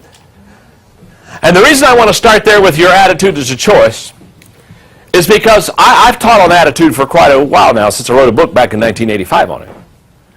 And I just want you to know, I run into adults all the time who somehow think that the attitude they have was given to them. They'll look and they'll say, well, yeah, I may have a bad attitude, but you don't realize who my parents were. Yeah, I wasn't toilet trained at the right age. Or I grew up in a bad environment, or I didn't get this, or I didn't have this. And they're wanting to blame everybody else for the attitude they have. Now listen to me very carefully. The attitude you have right now, let me tell you something about that attitude. Whether it's good or bad, whether you're a bad apple or good apple or no apple, let me tell you something about your attitude. You chose it. That's why I don't feel sorry for people who have bad attitudes. I don't go out of my way to try to help people with bad attitudes and come over to them and say, oh, Missy, I'm so sorry you're feeling bad, and oh, I wish it were better for you, and oh, let's just hold hands and sing Kumbaya. No, Missy, if you've got a bad attitude, let me tell you something. Get a good one. It's a choice. And be honest with you, Missy, until you get a good one, do me a favor. Don't come around. Help us all. Leave. Yeah. Because I watch teams all the time try to pump up people with bad attitudes. I'm telling you right now, you don't need to be pumped out. If you've got a bad attitude, you need to be shipped out. Because it's a choice. The reason I don't feel sorry for people who have bad attitudes is you chose your lousy, stinking attitude. And can I tell you something? Until you fix it, don't come around. Just a thought.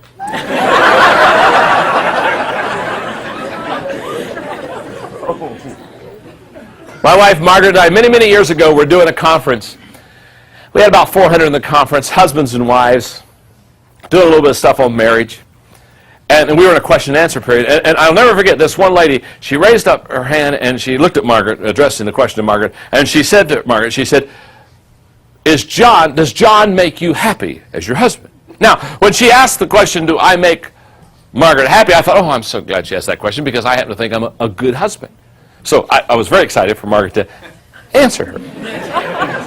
Until she answered her. Because when Margaret was asked the question, does John make you happy, she looked right at this lady. I mean, I'm talking about, she didn't even hesitate. She didn't even think. She looked at her and she said, no, he doesn't make me happy. Now, get the picture. This is my conference. And I'm looking at Margaret, and immediately, I mean, people are stunned with what she's, he doesn't make me happy. And so I look at Margaret and I said, honey, I said, explain to them what you mean by that fact, that I don't make you happy. Have you ever asked somebody to explain something, and they did, and when they did, you wish you wouldn't have asked them to explain something? That's exactly what happened, because when I asked her, I said, well, explain what you mean, Margaret. I said, well, okay, I'll explain. She said, she looks right back at this lady, and she says, in the first 6 months of our marriage, I realized John would never make me happy. Now, I don't know if you have the gift of discernment. But we're going downhill rather rapidly here. And then she said, thank God she said this, because she said, for the first 6 months, that's exactly what I expected, for him to make me happy.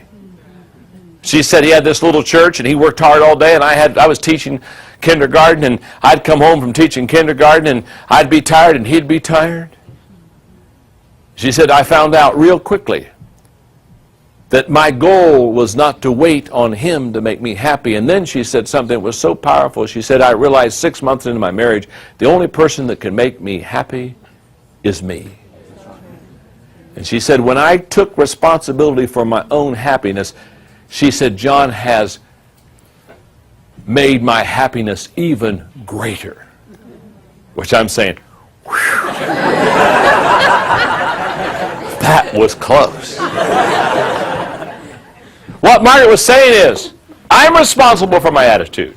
Not my husband, not my wife, not my boss, not the other team players. I'm responsible. Grow up. Get a life. It's a choice. Every once in a while I run into people that say, they're kind of grumpy and say, what happened to you? Well, I got out on the wrong side of the bed. I wish it were that easy. If it were, I'd send you home.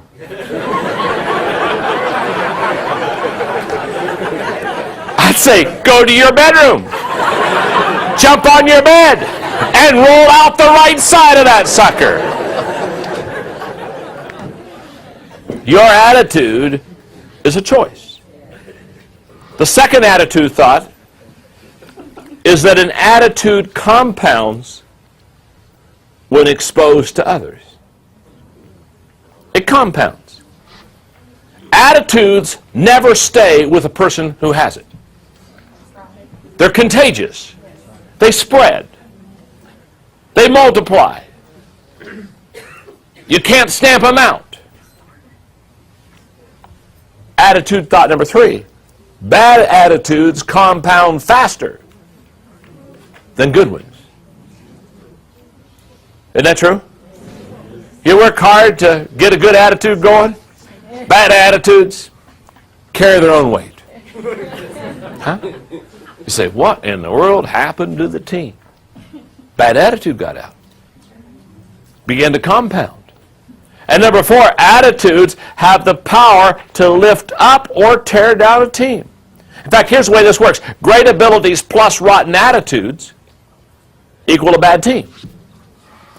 Great abilities plus bad attitudes equal an average team. Great abilities plus an average attitude equals a good team. Only great abilities plus good attitudes equal a great team. Many teams are not successful because of an attitude issue. Not an ability issue, Not a fact that they can't do something. It's an attitude issue. For most teams, I would say to you, you're only an attitude away from success. Just an attitude. It's not, can we get somebody more skilled? Oftentimes it's not, can we find somebody with greater ability? To be honest with you, many times it's, can we just change an attitude? Let me tell you, because I love this story. It's one of my favorite stories, but it's a great attitude story. It's about a salesman who went to this barber who was always negative. Now, first of all, let me stop here for a moment. How many of you know somebody who's just always negative? Okay. Just think for a moment. We won't dwell long here because this is depressing. Picture them in your mind right now. Think of the feeling it brings you. I mean, haven't you all had one of these excedrin headache days where you wake up in the morning and you just know it's not going to be a good day, and haven't you just laid flat on your back and looked up at the ceiling and said, "Dear God, help me not to see so-and-so today." And then your spouse walks in the room anyway. But anyway.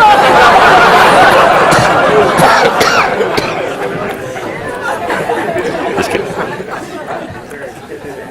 Here comes the salesman to this negative attitude barber that he's got. So he's cutting his hair, and so he asked the salesman, "What's up?" And the salesman said, "Well, I'm excited." He said, "I'm going to Rome," he said, "tomorrow." And the barber said, "Well," he said, "what are you going to Rome for?" He said, "Well," he said, I've got this sales presentation in Rome I'm all excited about." And the barber quits cutting his hair and he said, "Look," he said, "first of all," he said, you don't want to go to Rome." He said, "Have you ever flown overseas? It's a hassle." He said, "First of all," he said, "I'm here to tell you, you won't land on time. Planes are always late." He said, "Not only that," he said, "the food's not good on the plane." He said, where are you going to stay when you're over in Rome?" And the guy told him, and the barber said, "Oh, not that place. Oh, my goodness." He said, I was stationed in Rome for a while." He said, "That's a horrible hotel." He said, "Oh," he said, "of all the places you don't want to stay, that is the, oh." He said, "You'll be lucky to get towels at that hotel." He said, "What are you going to do?" He said, "Well, I'm going to do a sales presentation." "Oh," he said, "you don't want to do a sales presentation." He said, "Italians, they talk all day. They never make decisions. You don't want to do that." Well, obviously, the salesman's just getting discouraged with the barber. So he says something about the Pope under his breath, and the barber said, What'd you say about the Pope?" "Oh," he said, "well, I was kind of hoping while I was over there to have an audience with the Pope." Well, now the barber, he's shutting everything down. He says, "This is the dumbest thing I have ever heard." He said, "Popes don't see people like you. Popes see kings and popes see presidents." But he said, "The Pope is never going to see you." He said, "This is the dumbest thing you've ever done." A month later, the salesman's back in the barber's chair. Barber says, "How was your trip?" Oh, the salesman said, "Greatest trip I've ever had." He said, "You remember you told me that I shouldn't go over there?" "Well, yeah, I don't think you should go." He said, "That plane," he said, "that plane was incredible." He said, "We left JFK Airport just on time." He said, "The food, best I've ever had. Slept like a baby." He said, "The wheels of my plane landed, hit the runway exactly on time, perfect flight, great food, got in a taxi, went to that hotel you said I shouldn't stay at." He said, "I was blown away." He said, "When I got out of the taxi, there the people of the hotel were standing out in front of that hotel to greet me with towels in their hands." Said, "I had a balcony overlooking the Vatican." He said, "It was the greatest place I've ever stayed in my life." Well, this is staggering the barber, who's not used to good news and can't handle good news. And he said, "The greatest thing about the whole trip is I got to see the Pope." Now the barber, he just stopped and everything. He's right in front of the guy. He said, "What do you mean you got to see the Pope?" He said, "I've never met anybody that's seen the Pope. I've never talked to anybody that's seen the Pope." He said, "I never thought you'd get to see the Pope." He said, "That's for presidents and kings." He said, "You mean you saw the Pope?" Yeah, I saw the Pope." "What did he say to you?" He said, "They brought me into this incredible room. It was ornate. I never saw so much art. I never saw so much gold in my life."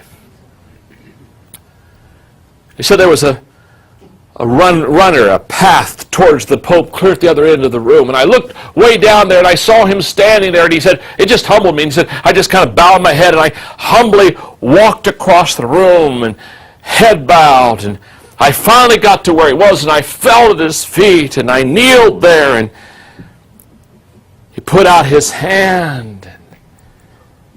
He says, my child, my child.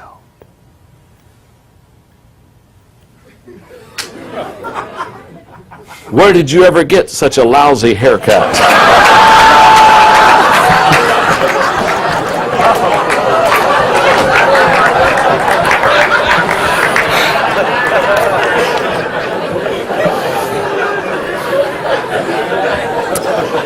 It says it all, doesn't it, huh?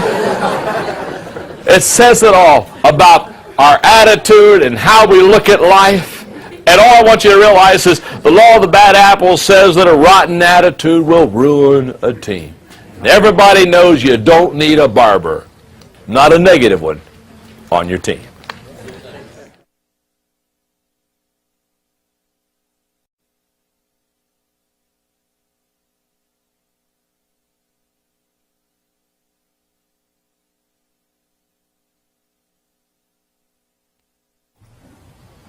Today I would like to talk to you about the law of accountability. Law number 9. The law of accountability says teammates must be able to count on one another. And I thought I would define accountability since it's not a word.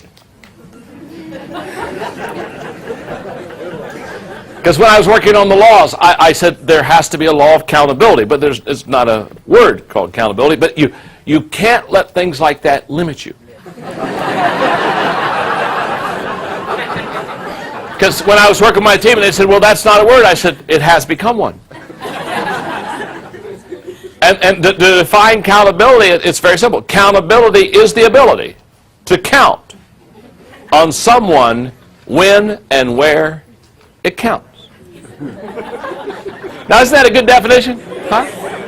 I mean, you can now go around and say, I'm countable. Are you countable? The law of accountability says that you have the ability to count on someone when and where it counts. Now, we all know that there are some people you can count on when it doesn't count. And where it doesn't count. But I'm talking about when and where it counts, you can count on that person. Now, let me just talk about counting on somebody. In fact, let's do a little audience participation on this for a moment, okay? I want you to give me the one word that comes to your mind when you think of somebody that you can count on. I mean, you think of somebody that really is countable, okay? You can count on them when and where you need to count. Give me, and there are probably like a half dozen one words. Give me a word. Faithful. Faithful. I love that word. That's a good word. Yes. Loyal. Loyal. Good word. Yes. Character. Absolutely. Yes. Dependable. Yes, both of you. Dependable. That's exactly the twins, I'm sure. Okay. Yes. Okay. Flexible. Maybe. Yes. Consistency. This is good. Yes. Trustworthy. Okay. Now you've got the idea of a person that is countable. See, I defined a new word to you, and you already understand it. Now let me turn this around for a moment. Give me one word to define a person that's not countable. Think of a word that to a person that you just don't count on them. Yes. Unreliable. Unreliable. Well, that's very good. Yes. Hostile. You've got a picture of a person in your mind right now.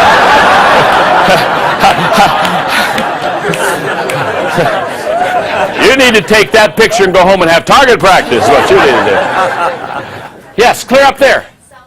Selfish. You're good. Yes. Dishonest. What is it? Dishonest. Dishonest? Sure, you can't count on to be honest. Good. What? Maybe one. Yes, sir. Lazy? You got a picture of somebody in your mind too, don't you? In fact, as you're giving me these one-word descriptions, isn't it true? You all have a picture of somebody? When I ask you to give me the one-word definition of a person that is countable, every one of you had the picture of somebody that you count on. When I said give me a one-word picture of somebody that's not countable, every one of you in your mind, you had the picture of someone. Every one of us in this room knows what it's like to be let down? How many of you have been let down by someone else sometime in your life? Now let me ask you another question. How many of you have let someone down someplace in your life? Yeah. Let me define and let me help us understand accountability by giving you 3 words. And by the way, the words you gave me were so good. In fact, the word I'm going to give you, the first word that you're going to fill in the blank, was a word that was given to me a moment ago in the studio. The word is character. Character plus competence plus consistency equals accountability. Look at those 3 words for a moment. Character. We've got to talk about it for a second. If you're going to be countable on the team, if the teammates are going to count on you, if the leader is going to count on you as a teammate, you have to have character. You have to have the right stuff on the inside. When I wrote the 21 qualities of a leader, I had a person say, now, why did you try to talk about the inside qualities of a leader? And I said, it's very simple. If you wouldn't follow yourself, why should anyone else? What's on the inside determines what comes outside. As a man or a woman thinks in her heart or his heart, so is he, so is she. So character has to be in this accountability definition. You've got to be right on the inside to do right on the outside. Okay? Competence, though, that's got to be in there. Let me put it this way. If we're a team and we're getting ready to go into the big event, and you have all the best character in the world, I mean, you're trustworthy, you're honest, you're kind, I mean, you've got all these great character traits. Let me say something. If you're not competent, I can't count on you. And the reason I can't count on you is because you don't have the competence or the ability to perform on the level that the team requires. So it's true that character is important, but character alone doesn't make you countable. But by the way, competence alone doesn't make you countable either. Don't you know some people that are very competent but they don't have any character? The good news is they're going to get there. The bad news is you don't trust them. The good news is they're going to take the train and arrive. The bad news is you don't want to be on the train. So they have character and they have competence. You've got to have both. This is not an either-or thing. Character plus competence. Now, yet I know some people, they've got good character, they're competent, but I still don't count on them. And the reason I don't count on them is because they're not consistent. The third word is consistency. Now, when you can put those 3 words together, they have character, they have competence, and they are consistent. Now you're talking about a person that has accountability.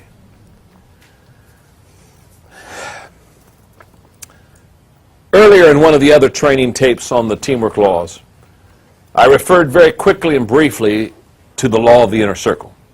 That's a leadership law out of the 21 irrefutable laws of leadership. And that law of the inner circle basically says those closest to you determine the level of your success. Those closest around you. In other words, your success or failure very seldom is dependent upon all the people out there. It almost always is dependent upon the few people right here.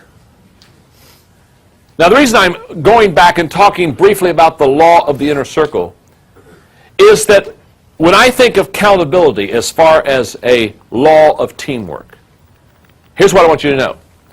Every inner circle member that I have, it's only about a dozen, but every inner circle member that I have, of all the teamwork laws they have to be a 10 on, of all the teamwork laws they have to be a 10 on, let me tell you something right now. This is the law. I would not have an inner circle member that did not make a 10 on this law. I have to count on my inner circle people. If I question their character, they can't be on the inner circle. If they are incompetent, they cannot be on the inner circle. If they lack consistency, they cannot be on the inner circle, because too much is going on and we have too many things to accomplish for me to somehow have an inner circle member that breaks the law of accountability. I want to encourage you. Time out just for a moment. I want to encourage you, when you go back to your team, when you go back to the inner circle, not the whole team, but the 2 or 3 people or the 5 or 6 people, those that are on your inner circle, those that are going to make you or break you, those that are closest to you, go back and ask this very simple question. Are they accountable? Do they have character? Are they competent? And then do they do both with consistency? If you can say yes to those 3 things, you have a potential inner circle member. If you say no to one of those 3, never let them on the inside. I promise you, if you have an inner circle member that is not accountable, it is only a matter of time until they'll hurt you. Coach Bill McCartney, who for many years was the football coach for the University of Colorado, later years has become the leader of the Promise Keepers movement across America. Coach Mack is a very good friend of mine, and he's a marvelous motivator. And one of the things I like to do when I'm with Coach a little bit is I like to talk to him about how he got the best out of his team. Because at the University of Colorado, when he was coach there, his team became number 1 in the nation. And so he had consistently winning good teams. And so a lot of times I'll say, Coach, talk to me about your team. And he said, John, one of the things I did one year, and so I asked him, how did you really get your players up for the big game? You know, when Colorado's playing Nebraska, when they're playing Oklahoma, the big games, how did you get your team up? He said one year, he said the week before we were to play Nebraska, which was our chief rival, and Nebraska usually dominated Colorado until Coach Mack went there. He said we were going to play at Nebraska. And I think University of Colorado maybe had never won at Nebraska, but it was a game of which kind of like a David and Goliath deal. So he said, I took a football, and he said I gave it to every player on the team. And he said, I want you to take this football, and I want you to dedicate this football and this game to someone you greatly love. It can be a brother back home, maybe it's your mom, maybe it's your high school coach, but somebody you greatly love and respect. He said, in fact, I want you to write him a letter. And he said, what I want you to do is I want you to write a letter and say, I'm dedicating my play when we play Nebraska to you. And he said, what I want you to do is hold the football this week. He said, after we play Nebraska, we'll put the score on the football. And that game, they defeated Nebraska soundly. And Coach told me, he said, John, I have no question the players played above their head because he said they became, here's the word, countable to somebody they respected and loved. In fact, he said many times before a big game, he said, I would go to a player and I would walk up to him and I'd say, let me ask you a question. What are you going to do in this game to help us win? And you know, he said the players are tempted to say, well, I'm going to work hard. I'm going to really play my best, coach. And he said, it's not enough. No, I'm not asking you if you're going to work hard. He said, I don't expect that from my whole team. He said, what are you going to do in this game that'll help us win? Coach, I'm going to cause somebody to fumble. I'm going to recover a fumble. I'm going to intercept a pass. I'm going to run for a touchdown. I'm going to open the hole for the back. He said, I made every player tell me what specifically they were going to do in that game to bring a victory to us. And he said, when they spelled it out during the game, he said many times, he said, I'd go up to a player and say, do you remember what you said you're going to bring victory, help us bring victory? Yes. Have you done it yet? Have you done it yet? Tremendous teaching on being accountable. So here's the accountability test, because I love this statement. The highest compliment a leader can give a team member is to count on him or her. In other words, the highest compliment that somebody could ever give you is the fact that they look at you with great integrity and say, I'm counting on you. I'm counting on you. So, 3 questions, very simple. Is my character solid? I don't know. You're going to do this for yourself, between a 1 and a 10. 10 being you've got solid character. 1 being you're in trouble. Am I confident in my responsibilities? Am I consistent in my character and competence? And you know what? I would hope, you may not be there now, but I would hope I think to be countable, you ought to be somewhere at least in the number 7 range on all 3 of those. And maybe you are today, maybe you aren't today. That isn't the issue. It's you got to start somewhere and take the accountability test. Let me illustrate this way. I think I want to take this law and really illustrate it the best way that I possibly can. Because this law of accountability for the team and for the team players is absolutely huge. So let me just be a little bit personal with you, if I could be. I have what I call a John Maxwell accountability count. In other words, I keep track of my accountability. Now, to keep track of your accountability, the first thing you got to ask yourself, who am I accountable to? And in my situation, it's going to be different than your situation, although some of the things will be very similar. I lead a wonderful organization called the Enjoy Group that basically is a umbrella for 3 different companies. I'm accountable to the people in my nonprofit ministry, Equip. I'm accountable to people in Enjoy Stewardship Services. I'm accountable to people in Enjoy. Because I'm the founder, because I'm the leader, I'm accountable to a lot of people. What I say, what I do, how I behave, major accountability. But I'm accountable not only that, but because I write books. And I've written a few now. And because I write books, people, when they buy a Maxwell book, they have a certain expectation. So every time I write a new book, one of the things that weighs heavily upon me is this book's got to be better than the last one. I can't coast on my popularity. I can't somehow just write off a book real fast that's not my best effort and hope that people will buy it because they've bought other Maxwell books. And I know this, if they buy a book that's not what it should be or not what it could be, they're going to be greatly disappointed. And I don't want to do that. I'm accountable to my readers. And when I go speak, you know what? I'm accountable to the people I speak to. I was up at 4:30 this morning. Now, I wrote the book, The Laws of Teamwork. What was I doing this morning at 4:30? Sitting at my desk, reviewing the laws of teamwork. Because the author is going to speak. And he better know his subject. See, I'm accountable to you. You folks came today. Many of you came from out of state, flew in. Many of you drove a long distance. You've paid a price to come here. Can I tell you something? I can't take that lightly. You didn't come here to hear somebody get up there and just talk and waste your time. You came to hear somebody that's going to add value to your life. So when I come out here today, it's more than cameras and lights and training videos. This is the real deal. I'm accountable to you. Can I tell you something? A leader is in trouble when they start to slide their accountability.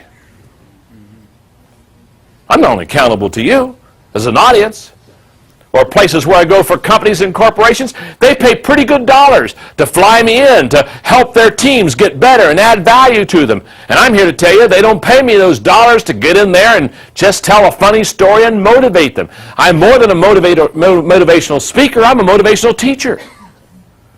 My goal is not just to make you feel good. I want you to feel good, but I want you to feel good and learn something. That's better than feeling bad and learning nothing. I'm accountable. When this day is over, you're going to say either this was a good day or this wasn't a good day. He either added value to me and took me to another level, or I should have done something else. I'm accountable. And when I get home, I have my wife, Margaret, been married to her now.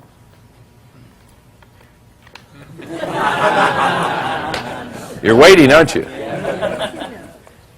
32 years plus. She's only 35. She's my best friend. I'm accountable to her. And to my 2 married children. And my 2 in-laws. And to my 2 grandchildren. Oh, I got 2 granddaughters. Madeline and Hannah. Both under a year. Both children. First only girls to be born without sin. It's an incredible story.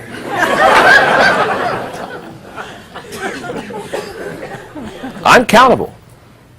In fact, I hope you get this accountability thing really straightened out in your life. I'm going to define success for you. I think success can be easily defined this way. Those closest to me love and respect me the most. Now let me explain that to you, so just make sure you get it. This is simple. Late this afternoon, I'll go home. Margaret's my best friend. Can I tell you something? There's something wrong with me as a leader or as a team player when people who don't know me well love and respect me more than those who know me well. So I want you to like me. You should. If you're discerning and have good taste. You should. I like you. I want you to like me. But I just want everybody to understand in the studio and everybody watching the video on this incredible law of teamwork, accountability. What I want you to know is, although I want you to like me, it's not near as important for you to like me and respect me as my wife Margaret and my kids. Hello. You see, if those who know me the least like me the best, there's probably something wrong with my character. And I'll just close the law off because I don't want to just get my personal faith in here, but I believe there's a day when I'm also going to be accountable to God. I'm going to have to answer the big question. What have I done with my life? Have I added value to people? Have I climbed the ladder of success only to find out when I got to the top it was leaning against the wrong building? Here's what I know. When I go in with my teammates into the big event, I want those on my left and I want those on my right to be countable. But the person I want to be countable the most is me. Because most of the victories that I have to struggle with are not with others. They're with me. And if I can lead myself, then perhaps I'll be privileged to lead others.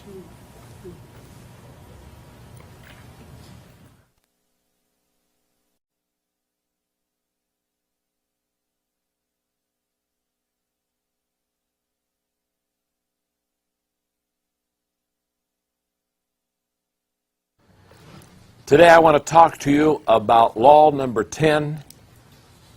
That is the law of the price tag. The law of the price tag says the team fails to reach its potential when it fails to pay the price. So let me ask you a question. The question is very simple. When does a person, when does a team, or an organization stop growing? The answer, very simple, is this. When it fails to pay the price required for growth. It is almost always a price problem. This is such an old illustration. I hesitate in using it, but it'll work well here. So let's go old for a moment, okay? It's the picture of the fleas in a jar, and you look at them, but they don't jump out. The reason they don't jump out, even though they could because there's no lid on it, is because when they put the fleas in the jar, they put a lid on it. Now, here's a flea captive in a jar with a lid, and of course the flea wants out, so they start trying to jump out, and of course, every time they jump out, they hit their flea brain. against the top of the jar. And you know, I don't know how much feelings a flea has, but you do that after a while. It can hurt. So what's the flea do? The flea all of a sudden realizes if they only jump this high, oh, that feels so good. Now the moment the flea only jumps this high, you know what the flea trainer, if there is such a thing, you know what he or she does? They take the lid off. You don't need a lid on the jar when the flea has determined only to jump so high so that flea will not get hurt again. Now let me just say something. Growth is always painful. In fact, life's painful. Paul Harvey one time said, you can tell you're on the road to success, it's uphill all the way. So basically what I'm saying is, you know, if you're saying, you know, life is good and the team is just gelling and nothing's difficult and everything's easy and we're just coasting, I just want you to know, if you're coasting, there's a reason. You're going downhill. There's a price that always has to be paid. And teams that fail to pay the price, organizations that fail to pay the price, individuals that fail to pay the price, eventually pay a price. Are you with me? Yes. You pay a price for not paying the price. So I'm going to encourage you under the law of the price tag to pay the price. Because that's where the success, that's where the potential, that's where the fruitfulness comes in. So let me give you 3 price points today. Number 1, the price must be paid by everyone. Let's start there. There's no such thing as on the team, few of the team members pay a price and the rest of us don't. Because if you don't pay the price, everybody pays the price for you not paying the price. In other words, everybody's going to feel the effects, and everybody's going to have to pay the price. Many years ago, I did a lecture called How to Get to the Top. And it was a fun lecture, and it was a very simple lecture, but basically I said, there are a few things you have to do to get to the top. And one of the things I said is, and this is simple, but everything I do is simple, you have to understand. I'm simple. My name is John. I'm a communicator. Not an educator. I have an education, but I'm not an educator. Educators take something simple and make it complicated. I mean, that's what they do. That's just the nature of the beast. If you can understand it, they're disappointed. Where communicators take something complicated and make it simple. And somebody said to me one time, they said, well, everything you do is so simple. I said, it has to be. It's me. I'm not capable of complicated. It's not who I am. So when you look at where we are on paying the price, when I did this lecture on how to get to the top, one of the 4 things that I said about how to get to the top is that you have to get up to go up. Now that's not brilliant. But I know a lot of people who never have figured that one out. I know a lot of people who somehow think that somebody is responsible to carry them to the top. And they've been saying, I am waiting for my ride. They think that there's kind of an escalator to the top. And you just kind of get on the escalator and you know, I guess, I don't know, what do? One day you wake up and you're on top and you say, oh my goodness, look where I am. You know, how did I get on top of Mount Everest? How did this happen? Now, there's a price to be paid to get to the top. There is in your life, there is in my life. I remember I was doing a leadership conference last year, and it was amusing. During a break, I do what I'm doing right now. I just kind of hang around during breaks and say hi to people. I'm just kind of a hang around guy. So I'm sitting on a stool and I'm hanging around, and this young kind of a person comes up to me. Now, I'm going to qualify that. They all seem a little bit young right now. And he looks at me and he's a little bit bold. And he said to me, he said, I would like to do what you do. So I said, what do you mean? He said, well, I'd like to do what you do. He said, I've been sitting here listening to you all day. And he said, I figured out 1,500 people. They paid X amount of dollars to come and hear you. And you've been sitting there taking drinks out of a cup. And and teaching us leadership, and people have been laughing, and they pay to hear you. And he said, I want to do what you do.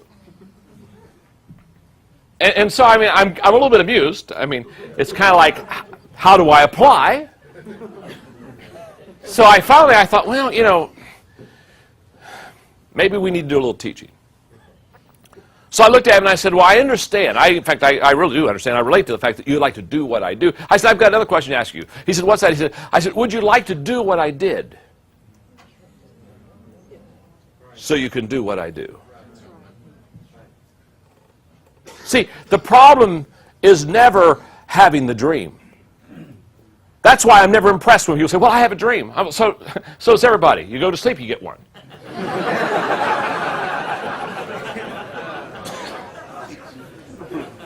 I'm really not impressed with your dream. Well, you know, I've got this goal and I've written out my goals, and that's wonderful. Good. That means you had a little time in a legal pad or a computer. What really impresses me is not your dream. What really impresses me is when you show me how you're going to pay for it. What really impresses me is how you're going to get there. You start telling me the price that you're going to pay, the hours that you're going to give up, the relationships perhaps you won't have, the money that you will spend, the time and energy and effort. You see, everything has a price. And the bigger the dream, the bigger the payment. Small dreams, small prices. Big dreams, big prices. If you're going to have a great team, there's a huge price to pay. So the question is not, do you have a dream? The question is not, would you like to do what I do, or would I like to do what you do? The question is, would you like to do what I did, and would you pay the price to get where I am? And if you're not sure about that, I'd sit down sometime and tell you what the price is. Because there's a huge price. But that's not only in my life. Any person that got to the top paid a price to get there. In fact, the higher you go, the greater the price. See, the price isn't much at the bottom. I mean, you know, when people start off in life, they say, well, I gave up everything. I say, well, big deal, you had nothing. So it means you gave up a coffee table and an old TV. You had nothing. So I'm never impressed with people who give up something in the beginning, because probably they didn't have much in the beginning to give up. What really impresses me is when you have something and you give it up. You see, sacrifice isn't doing without. I know all kinds of people who do without, never had to sacrifice in their life. I know people who do without every day, and it's because they're undisciplined and lazy. So I'm not impressed with what you don't have, but I am impressed by what you willingly give up to go to another level. That's why several years ago I did a cassette tape, a leadership tape called 10 Trade-Offs, usually worth making. And I basically talked about in life 10 trade-offs that you go through, which you basically say, am I willing to trade this for the next level? Am I ready to trade? And every time that you go to the next level, there has to be a trade-off. You never go to the next level without paying something for it. And it's like going to auction. My wife and I, we love to go to auctions. We like to go to estate auctions. And can I tell you something? One of the things I've noticed about auctions is when the price starts off at the bottom, everybody's in it. Well, yeah, I'll bet. What I've noticed is the higher the price, the fewer the bidders. That's the way it always is. So the law of the price tag says, if you want to develop a team that's going to stay on top, there is a price that will be exacted out of your life. Always. Let me give you another price point. Not only must the price be paid by everyone, secondly, the price must be paid all the time. Now, here is a great mistake. Somehow we think that if we one day succeed, we stop paying the price. So a lot of people say, if I could just make it, if I could just get up there, wow. You see, the greatest detriment of your success tomorrow is your success today. Success causes people to fail a lot more than failure. It's when I become successful and say, oh my goodness, this feels good, and I made X amount of money, and look at my title, and look at my position, and look at my car, or look at my house, or look at whatever I think that I should look at. It's all of a sudden, that's when the tendency is to coast. And there's an idea that somehow if I work hard enough, that someday I won't have to pay the price anymore. And I want to tell you that isn't true. A classic example of that is that most sports teams, when they win world championships, they seldom repeat. Why? Because when they win a championship, what do? They go on the banquet tour. They go from town to town telling everybody how they won last night and, could I have another piece of chicken? And they come to training camp 22 pounds overweight. And they haven't played any ball during the off season. Why? Because they've been telling everybody else how they did it. And that makes you an historian. One of the most important days of my life was in the early 1970s, sitting in a Holiday Inn in Lancaster, Ohio, and having a guy named Kurt Kampmeyer ask me this question, John, what is your plan for personal growth? Now, I didn't have a plan for personal growth. I didn't know I should have a plan for personal growth. Never entered my mind. But it embarrassed me because when he asked me what my plan for personal growth is, I didn't have one. And so instead of being honest and saying I don't have one, I tried to tell him I had one. I didn't tell him I had one. I just said, well, you know, I work hard and you know, I rise early in the morning and I gave him kind of my daily schedule. And he said, no, I didn't ask what you do in the day. I said, I didn't ask what your daily schedule was. I didn't ask what your job description was. I asked you what's your plan for growth. And I try to give him other answers. Well, I read books, and you know what I mean. And finally, I just found I don't have a plan. Isn't it amazing all the stuff we go through before we get honest? And I'll never forget, he looked at me, leaning intently over that table at the Holiday Inn. I'll never forget, he looked at me and he said, John, look at me. And I looked at him and he said, growth is not an automatic process. You don't automatically grow. You don't automatically develop yourself. How true that is. There is a price that you have to pay to grow. Now, the third price point is the price compounds if not paid early. Some of you today that are listening in this studio are from the financial world. You're in the financial world. You understand compounding interest. You realize that if you can get your money and investments working for you early enough in life, there's a huge return for that as it begins to compound. That is not only true in dollars and cents, that's also true in the price to be paid. You're going to pay the price all the time. That is not the issue. But here's what I'm saying. If you pay the price on the front end, the return has huge potential. In fact, one of the lessons my dad taught me as I was growing up as a kid is a very simple lesson, but I've never forgotten it, and I've tried to teach both of my children this lesson. In fact, if you had stopped my son Joel today and asked him what was one of the lessons I taught you, he wouldn't talk long to you until he would say, Dad taught me to pay now, play later. Basically, it's a very simple principle on the price tag, and what it says is you either pay on the front end and do such a good job paying the price on the front end that you can compound things so that you can play some on the back end, or you play on the front end and you pay on the back end. Now, here's what I want you all to understand. You will pay. So there's no such thing as going through life without payment. You pay. The question is not will I pay. The question is when will I pay? And if you pay on the front end, it begins to be huge of the return on the back end. That's why I love speaking to young leaders and trying to encourage those that are young to begin to learn leadership and begin to learn teamwork and get some of these laws under the belt, because the return begins to be huge. Now, the law of the price tag question is very simple. What am I paying for today that will help me reach my potential tomorrow? Let me explain it this way. I think there's a lot of misunderstanding about success. I think, first of all, that people think success is a destination. So they're always saying, someday I'm going to get there, someday I'm going to be that, somewhere, sometime I'm going to do that. And so therefore, success is always somewhere out there, but it's a destination. What I want you to know is success is not a destination. It's a journey. That's why I wrote the book, The Success Journey. I didn't write a book called The Success Destination. Why?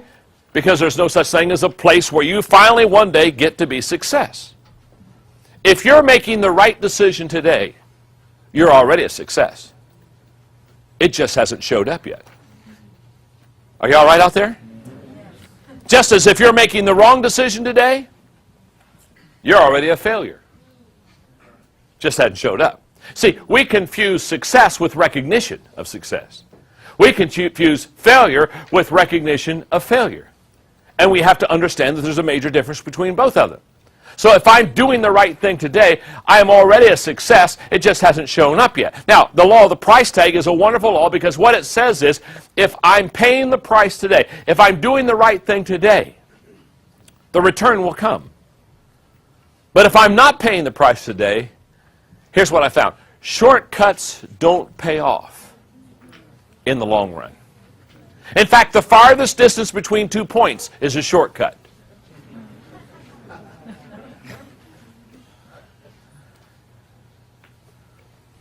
Last January, I had the privilege of being in Central Africa and being at Victoria Falls, and David Livingstone, another great man that I highly admire, of course, was the great explorer of the heart of Africa.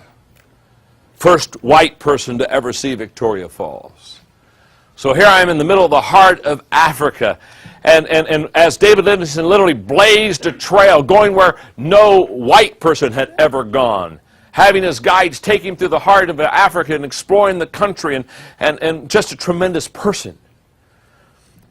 Of course, he came from England, and someone sent him a message that got to him via messengers and basically said, David Livingstone, I admire what you do, and I would like to come and join you. Could you please tell me the easiest way to get there?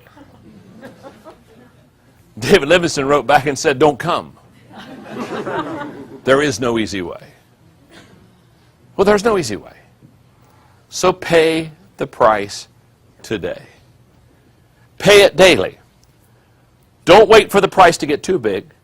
One step at a time. Because the law of the price tag says this, team. If you're willing every day to pay the price and continue to grow and continue to develop, you'll continue to reach higher potential heights. And the law of the price tag says, if you do that, you as a team will be successful.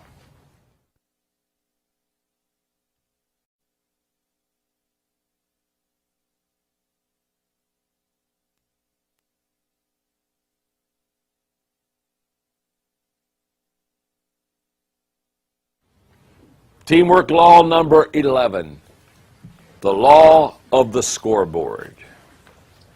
The law of the scoreboard says the team can make adjustments when it knows where it stands. Max Dupree, who wrote some great leadership books, said the first responsibility of a leader is to define reality. And the law of the scoreboard, gang, that's what it really does. The law of the scoreboard defines what really is. So let me share with you today some statements about the scoreboard. Number one, the scoreboard is essential to understanding. If you go to any sporting event, the way you understand what's happening in the game is by looking at the scoreboard. Isn't that true? It's not how you feel about the game. It's not how long you've been at the game. If you really want to know what's happening, you go to the scoreboard. It is absolutely key to understanding. By the way, that's why when you go to an event, a sporting event, that's why the scoreboard is always in a very visible place. Because they realize that the scoreboard must be visible because that's what everybody watches. It's the scoreboard that gives you understanding of how the game is being played, who's winning, who's losing, It just gives you the picture. In fact, the best way I can explain it is this. If you and I went to a sporting event and we came in the second quarter to the event, we wouldn't need to talk to anybody to find out how the game was going. All you have to do is find a scoreboard. Look up the scoreboard, you find out what the score is, you find out what team has the ball, you basically see what kind of progress is being made. If it's a basketball game, how many have fouls on them, how many fouls they have. If it's a football game, what the yardage is, what the time is. The scoreboard is essential to understanding. Statement number 2. The scoreboard is essential to evaluating. The scoreboard tells you more than the score. It tells you the condition of the game. It tells you, for example, that maybe one team is a point or two ahead, but maybe their star player is only one foul away from getting out of the game. It lets you know the score, but it also helps you to evaluate. It helps the coaches to evaluate decisions that they need to make. By the way, I've always said this, and I believe this. I believe one of the reasons that people like sports so well is because they get instant feedback. Nothing gives you instant feedback like a sporting event. It lets you know immediately how well you did. I mean, now, I'm not a bowler. I've done bowling before, but I'm not a bowler. I mean, first of all, when I did bowl, I wasn't a bowler. I mean, I'm just not any good at it. I mean, when my middle name was Gutter, it tells you all what you need to know. Now, but here's what I know about bowling. Here's what I know about, I mean, let's say you're in a bowling league, and Friday night's your bowling night, and you've had a hard day at work, and you come home, and you're really tired, and you kind of kick off your shoes, you sit in your easy chair, and you're watching the news. All of a sudden, your wife says, "Hey, tonight's your bowling night." And you go, "Oh, my goodness. Oh, yeah. Oh." And you really don't want to go. But you know the team's waiting on you and relying on you. So what do? You go get that bowling ball out of the closet, and you carry it and put it in your trunk, and you drive across town in the rain, and you pull in the parking lot and pick up the bowling ball, and you go find your buddies, and you put it down in your lane. Now, here's what I know. You're probably tired starting out. But after about an hour and a half, you're laughing, you're having a big time. You got energy. Now, where did you get energy? I'm going to tell you exactly where you got the energy. Every time you release that ball down that alley, within about 3 seconds, it gives you feedback of how well you did. I mean, you throw the ball down, you get 2 pins, you get 6 pins, but every time you do it, you get immediate feedback. And I know what you're saying. You say, no, I don't go bowling for that. I go for the fellowship. Oh, you do? Then here's what I would suggest.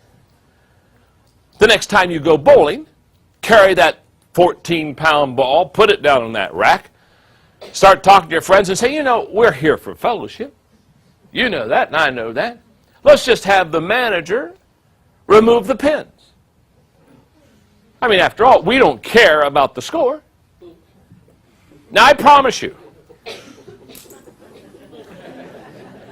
you pick up that bowling ball and let it roll down there about 2 or 3 times, watch it go clear down to the end of that alley and go clunk against the back.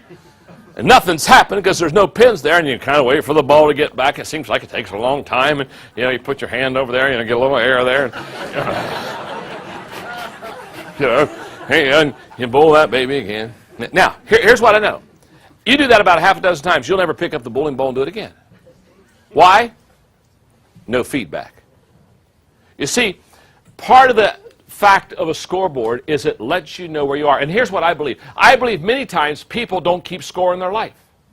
They don't keep score in their family life. They don't keep score in their business life. They don't keep score in their health life. And so therefore, they don't know where they are. So therefore, no wonder it gets mundane. No wonder it gets drab. No wonder you get tired. No wonder you get a little bit worried. You've removed the scoreboard from your life. So scoreboards help us not only in understanding, scoreboards help us in evaluating. Did I do good? Did I not do good? Did I throw a gutter? Did I throw a strike? Okay. Number 3. The scoreboard is essential to decision making. You cannot make, and I cannot make great decisions without a scoreboard. Let me ask you this question. When does a football coach know when to call a pass play? When the scoreboard says it's 3rd and 17. Hello? When does a manager of a baseball team know when it's time to bring in a relief pitcher? When the bases are loaded. It's in the 8th inning, and the starting pitcher has thrown 160 pitches. He's dying. He needs a healing on his arm. The scoreboard says, hey, you got to change pitchers. When does a basketball coach know when to call a timeout? When all of a sudden the score is not 35-35, but it's 60-35. And the other team's got the big mo going. He said, wait a minute, timeout. We can't let this get away from us. Now, all I'm saying is, you've got to have a scoreboard for decision making. And if the team doesn't keep score, it's never going to be able to make the right decisions. It's never going to be able to understand where it is. And it's certainly going to be unable to evaluate what the progress has been. Statement number 4. And I think this is the most important statement of the 5. The scoreboard is essential to adjusting. Because adjustment is the key to winning. Now, I'll do 5 in a second, but let me talk to you about this adjustment process. You see, too many times we have this mistaken idea that as a team, if we do it right, if we have the right game plan, that we'll never have to adjust. Let me tell you something. Life is full of adjustments. Life is full of you taking 2 steps forward and saying, oh, 1 step backward, and then taking another step and a half. Well, life is full of adjustments. The person and the team that wins is not the team that doesn't make mistakes. The team that wins is the team that adjusts the quickest. You just showed me an organization that fails to adjust quickly. And the scoreboard is what allows the team to adjust quickly. The scoreboard is right in front of you saying, it's time to make a change. It's time to make a substitution. It's time to do a different strategy. You see, when the coach goes into the game, the coach at the beginning of the game has a game plan. And the game plan is very important in the beginning of the game. But as the game proceeds, the game plan gets a lot less important, and the scoreboard begins to be the dominating influence, because it tells you exactly where you are. About 3 years ago, I wrote a book called Failing Forward. It's a book about failure. It's a book about adjustments, what we're talking about here. And in fact, when I was on Good Morning America and I was being interviewed on the book, and they asked me, they said, where did you do the research on the book Failing Forward? I just started laughing. I said, it's the only book I've ever written that I didn't have to do research on. I mean, I didn't have to go to the library. I didn't have to go in the web page. I didn't have to do anything. All I had to do is stop long enough to reflect about my life. Because failure for me has been a spiritual gift. Now, it may not be your gift, but it's my gift. I excel in failure. I've always been good at this. And the thesis of the book is very simple. The major difference between average people and achieving people is their perception of and their response to failure. In other words, how I see failure going in and how I respond to failure coming out is going to determine my success. Not how big was the failure, how often was the failure, how dark was the failure, how disturbing was the failure. No, none of that stuff. It's my perception of and my response to failure that's going to determine whether I'm going to be able to overcome it, if I'm going to be able to fail forward. Now, very simply, that's a book about adjustments. The whole thesis of the book basically says, you fail, I fail, we all fail. Now, let me take a little poll in the studio. How many of you have failed at least one time today? Sure. Okay. The question is not, are you going to fail? That's not the question. That's why I'm always amazed that people say, well, I don't think I'd try that. I think you might fail. Well, so? What's new? The question is not, are you going to fail? The question is, how quickly do you adjust? The question is not, are you going to fall down? We all fall down. In fact, one of the things I teach is the fact that when you fall, while you're down there, pick something up. I mean, you're already down there, isn't that right? You know, clean the floor. I mean, you don't get down there all the time. Do something worthwhile. You all right? And the reason I say that is because our fear of failure And our embarrassment of failure causes us many times not to learn from our mistakes. We're so desirous for people not to see us make stupid mistakes. Then we get up as quick as we fall down. We get up as quick as we can. We fasten our jacket. And we say, "Boy, I don't think anybody saw me. I don't think anybody saw me." And everybody in the room says, "Did you see Maxwell fall flat on his face?" Okay, you're going to fall. You're going to fail. The law of the scoreboard says getting behind in a game doesn't make you lose the game. What makes you lose the game is the failure to make changes necessary.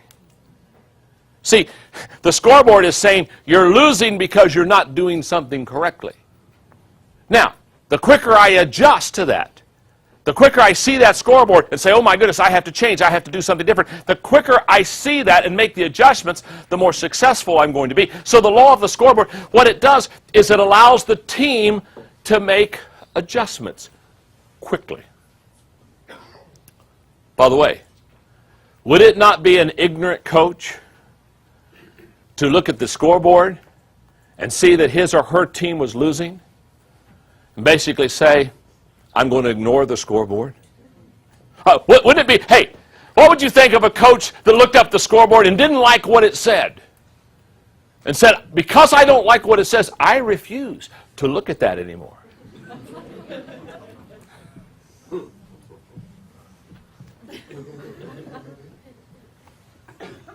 Yet I know all kind of people, I know all kind of teams, that because they don't like the message of the scoreboard, they refuse to look at it, as if that will make it better. Statement number 5 about the scoreboard. The scoreboard is essential to winning. The scoreboard is essential to winning. It helps you win. Classic example of this. Let me ask you a question. I'll bet some of you will know this. Sports fans will know this. When does a football team score the most points in a game?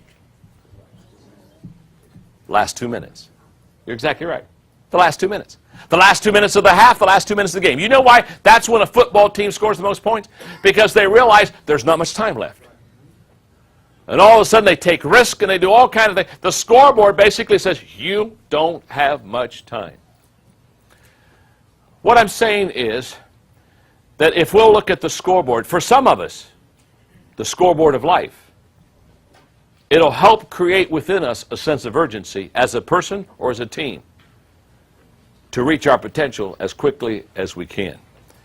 Let me give a personal illustration here in closing out the law of the scoreboard. On December the 18th, 1998, I had a heart attack.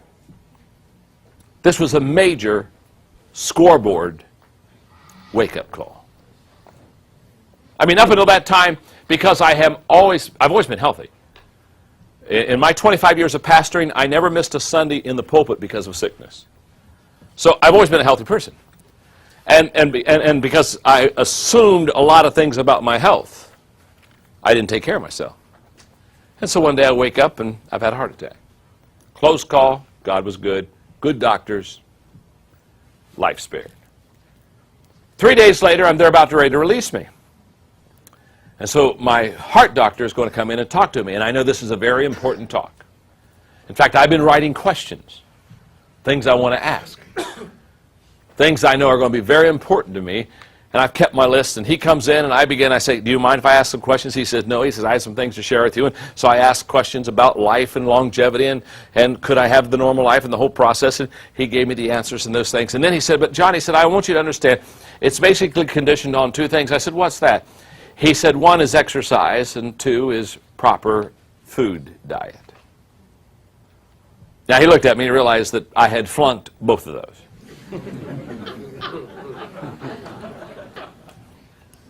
He said, "I want you to go home, and I want you to start exercising every day.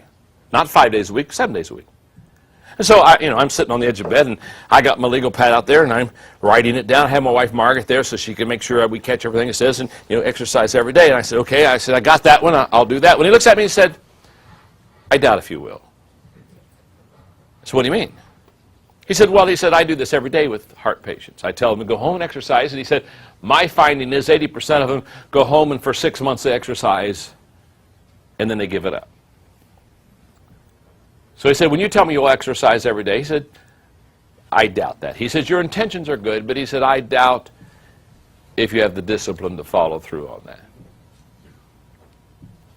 He said, the second thing is you need to change your eating habits. I said, what do you mean by that? He said, well, you need to quit eating things like chocolate and peanut butter, and he gave me all this fat stuff. Basically, he took away my food groups.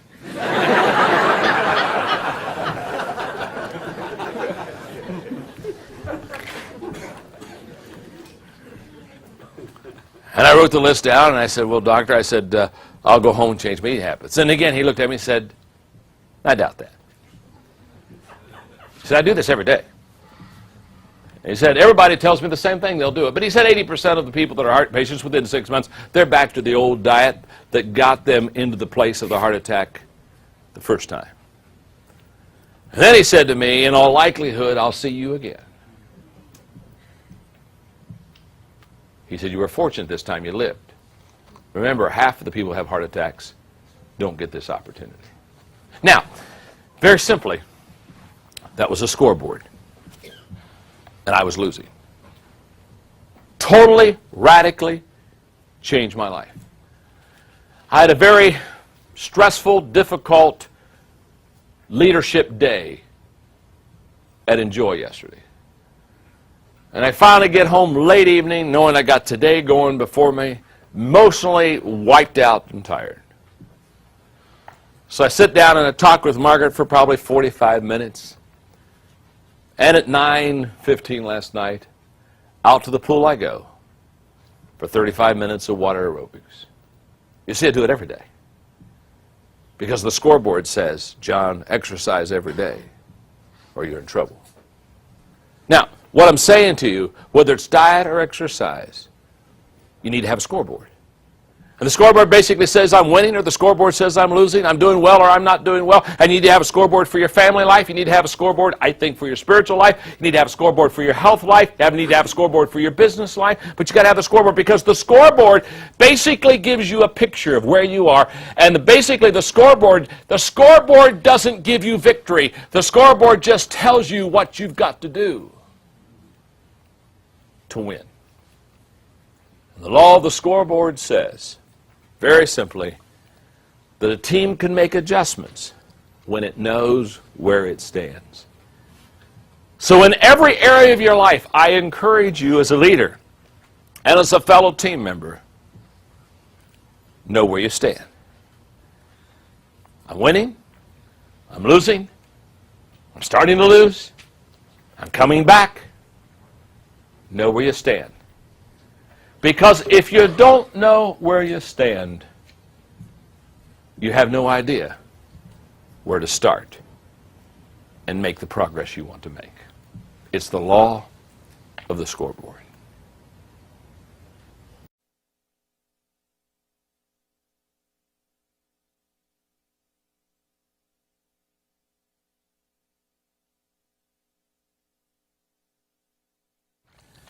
Today I would like to talk to you about law number 12 of teamwork. That's the law of the bench. And the law of the bench says great teams have great depth. The law of the bench says basically if you want to have a winning team, you've got to have more than just a few people that play the game well. If you want to have a winning team in your business, you've got to have more than just a few stars on your business team. If you want to have a winning team in the agency that you lead or the department you lead, you have to have depth. You've got to have a lot of players who really play the game well. Last year I went to Florida State, Georgia Tech game here in Atlanta. And Florida State, I think at that time was ranked number 1. Georgia Tech, I don't think at that time was ranked. And it was at the end of the third quarter, and the game was close. In fact, if I'm not mistaken, it was only 3 points difference. Now, if you've ever gone to a game with me, you realize that I don't have a lot of patience. So I don't ever see the end of a game because I'm out of there. I mean, I see part of the game, and then I go to my car and beat the traffic. I don't want to be in line when all the traffic leaves. So therefore, I've never seen the end of a game. But they tell me that games do end. Classic examples, when I was in Washington, D.C. to do the NBA All-Star Game, I had great seats, had a suite with all the other players' wives, all this stuff for the NBA All-Star Game, and I watched the first 3 quarters. And then I left. And it became a great game, they told me. So I don't watch the end of the games. Not because you shouldn't watch the end of the games, I get greater joy of getting out of the parking lot than I do watching the end of the game.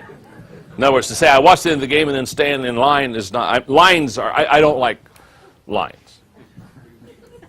My definition of hell is a line.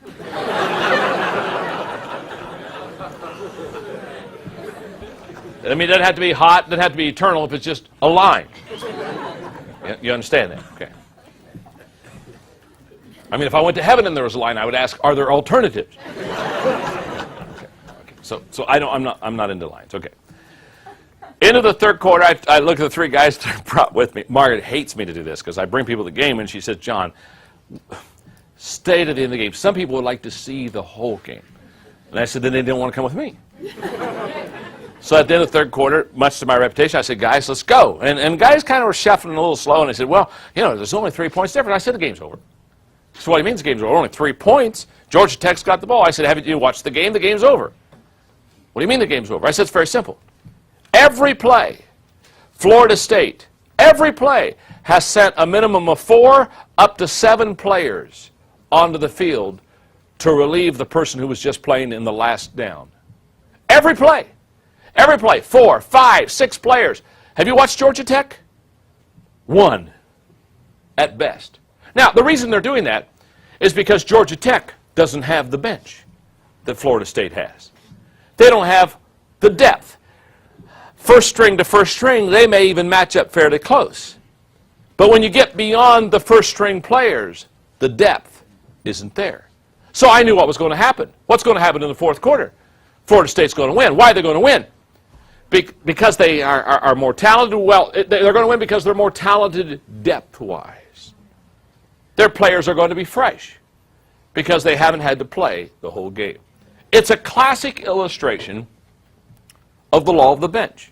Great teams have great depth. It's impossible for you in your organization, in your company, to have a great team unless you have trained and developed players all the way down in the depth chart of your company.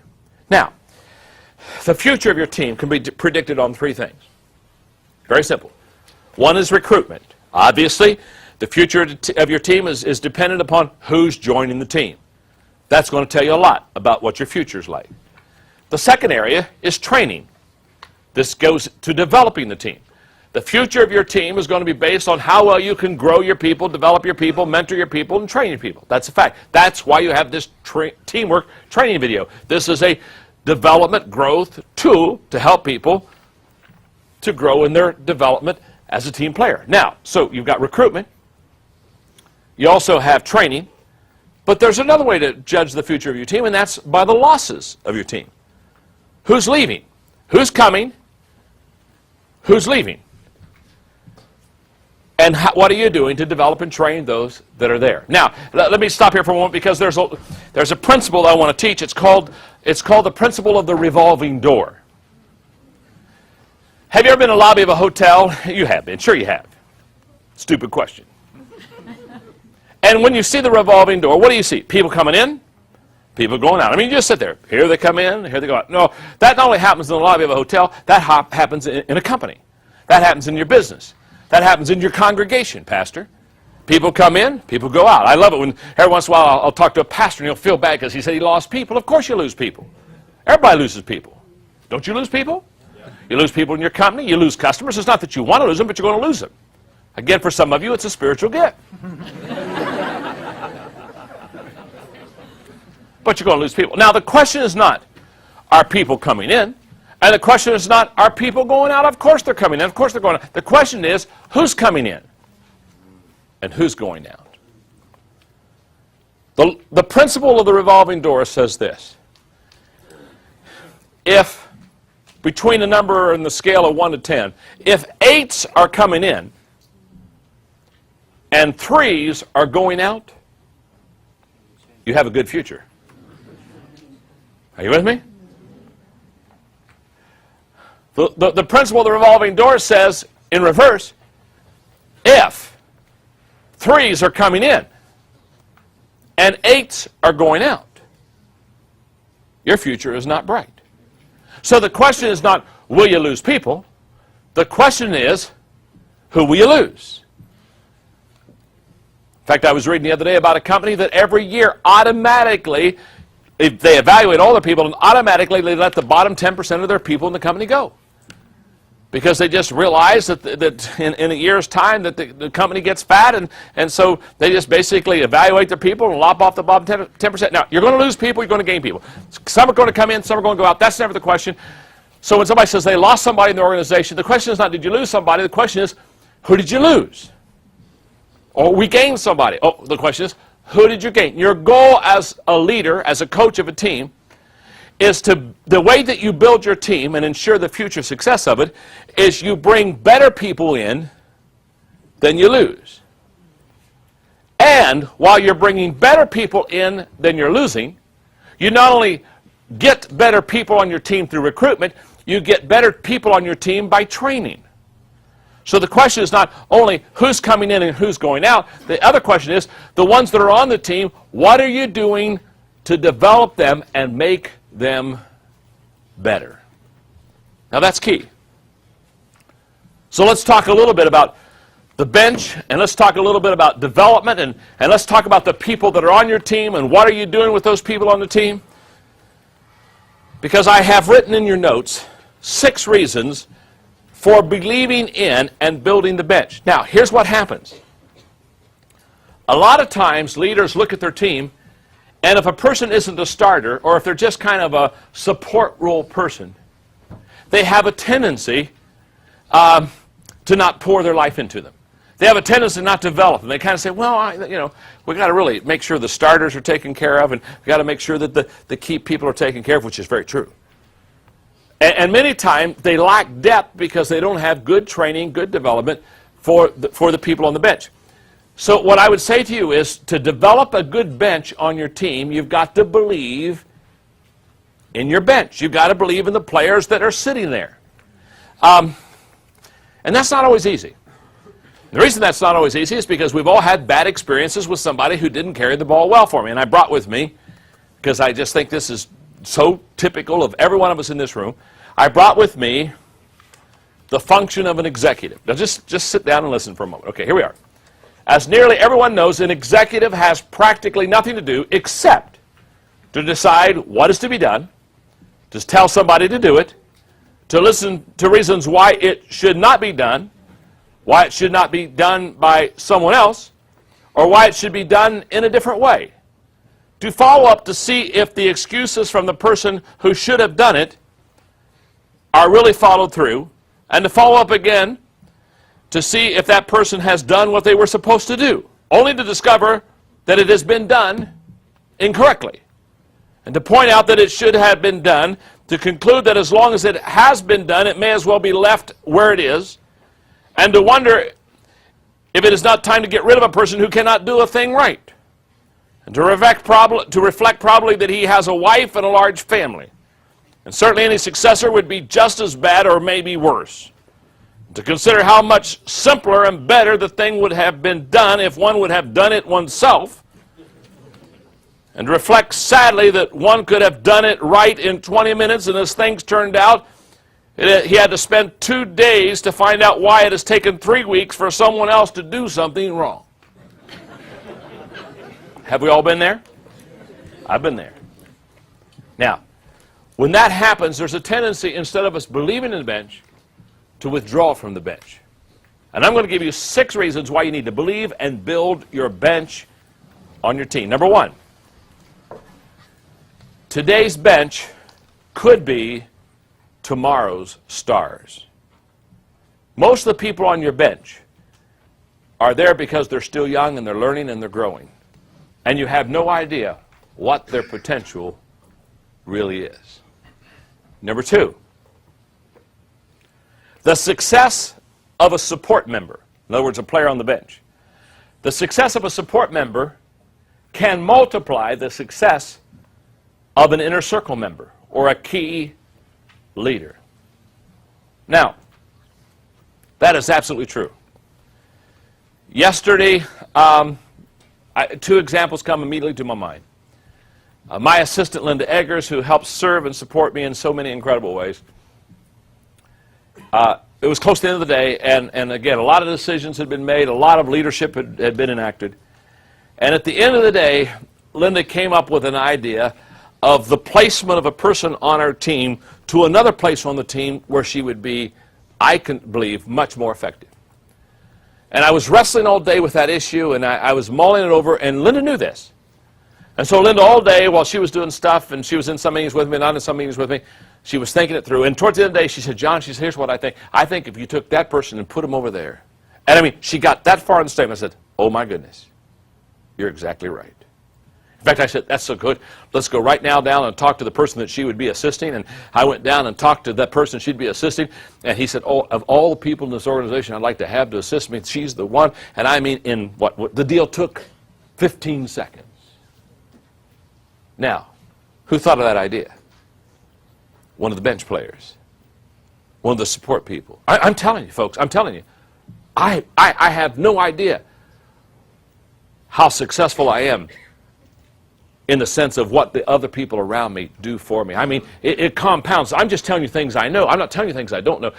Yesterday, I came into this very studio because we're doing a simulcast in the fall for, oh my goodness, probably 70,000 people or whatever. Anyway, and we had to do 3 promos of the simulcast. And again, I was in a very pressed day, and I had 2:30 to about 3:15 to do a 20-minute segment, a 10-minute segment, a 5-minute segment. And I mean, I walked in here, and my simulcast team, they're all ready. Cameras are ready. Everything's perfect. All I have to do is sit down, and they just basically, one person stands beside me and tells me what I'm supposed to say. And I repeat it, and they say, that's exactly right. And I look in the camera, and boom. And 45 minutes later, I'm walking out. Now, what made that successful? What made it successful is the bench. It's those support people who went ahead and prepared the way and worked hard and planned and wrote out scripts and asked the hard questions and made sure the strategy was right. You see, it's those people that make the team successful. And what I'm saying is so many times we underestimate what the bench will do for us. And because we underestimate what the bench will do for us, we don't give it the time or the energy or the resources we need to develop the players on it. The third reason for believing and building the bench. There are more bench players than starters. There are more people in the support role than a starring role. Number 4, a bench player correctly placed will at times be more valuable than an inner circle member. When the bench is used correctly and a player is used strategically, they come in at very valuable times. I'll talk about that a little bit more in just a moment. Number 5, a strong bench gives a leader more options. When you have a strong bench, all of a sudden you can do things that you can't do when you don't have the players. So therefore, it gives you more options, which allows you to make better decisions, and which really allows you to make what I call best decisions. And number 6, usually the bench is called upon at critical times for the team. Have you ever thought about this? The time when you need the bench the most in the game is at the most critical times. A player has fouled out. When's a player foul out in the basketball game? Usually toward the end of the game. Usually in the last 5-8 minutes when the game will be won or lost. Think about it for a moment. When's the relief pitcher brought in? That closer brought in when the score is maybe the team is ahead 1 run, two players on the bases, 1 out. In other words, almost always when you call for a bench player, you call for them at the time where they are most, where the game is most critical. Now, all I want to say is very simple. If you believe in the bench and you build up the bench, it'll give you depth. And that depth in the fourth quarter of the game of life, in the life of your company and your organization, that bench is the one that will bring the victory to you. The law of the bench. Great teams have great depth.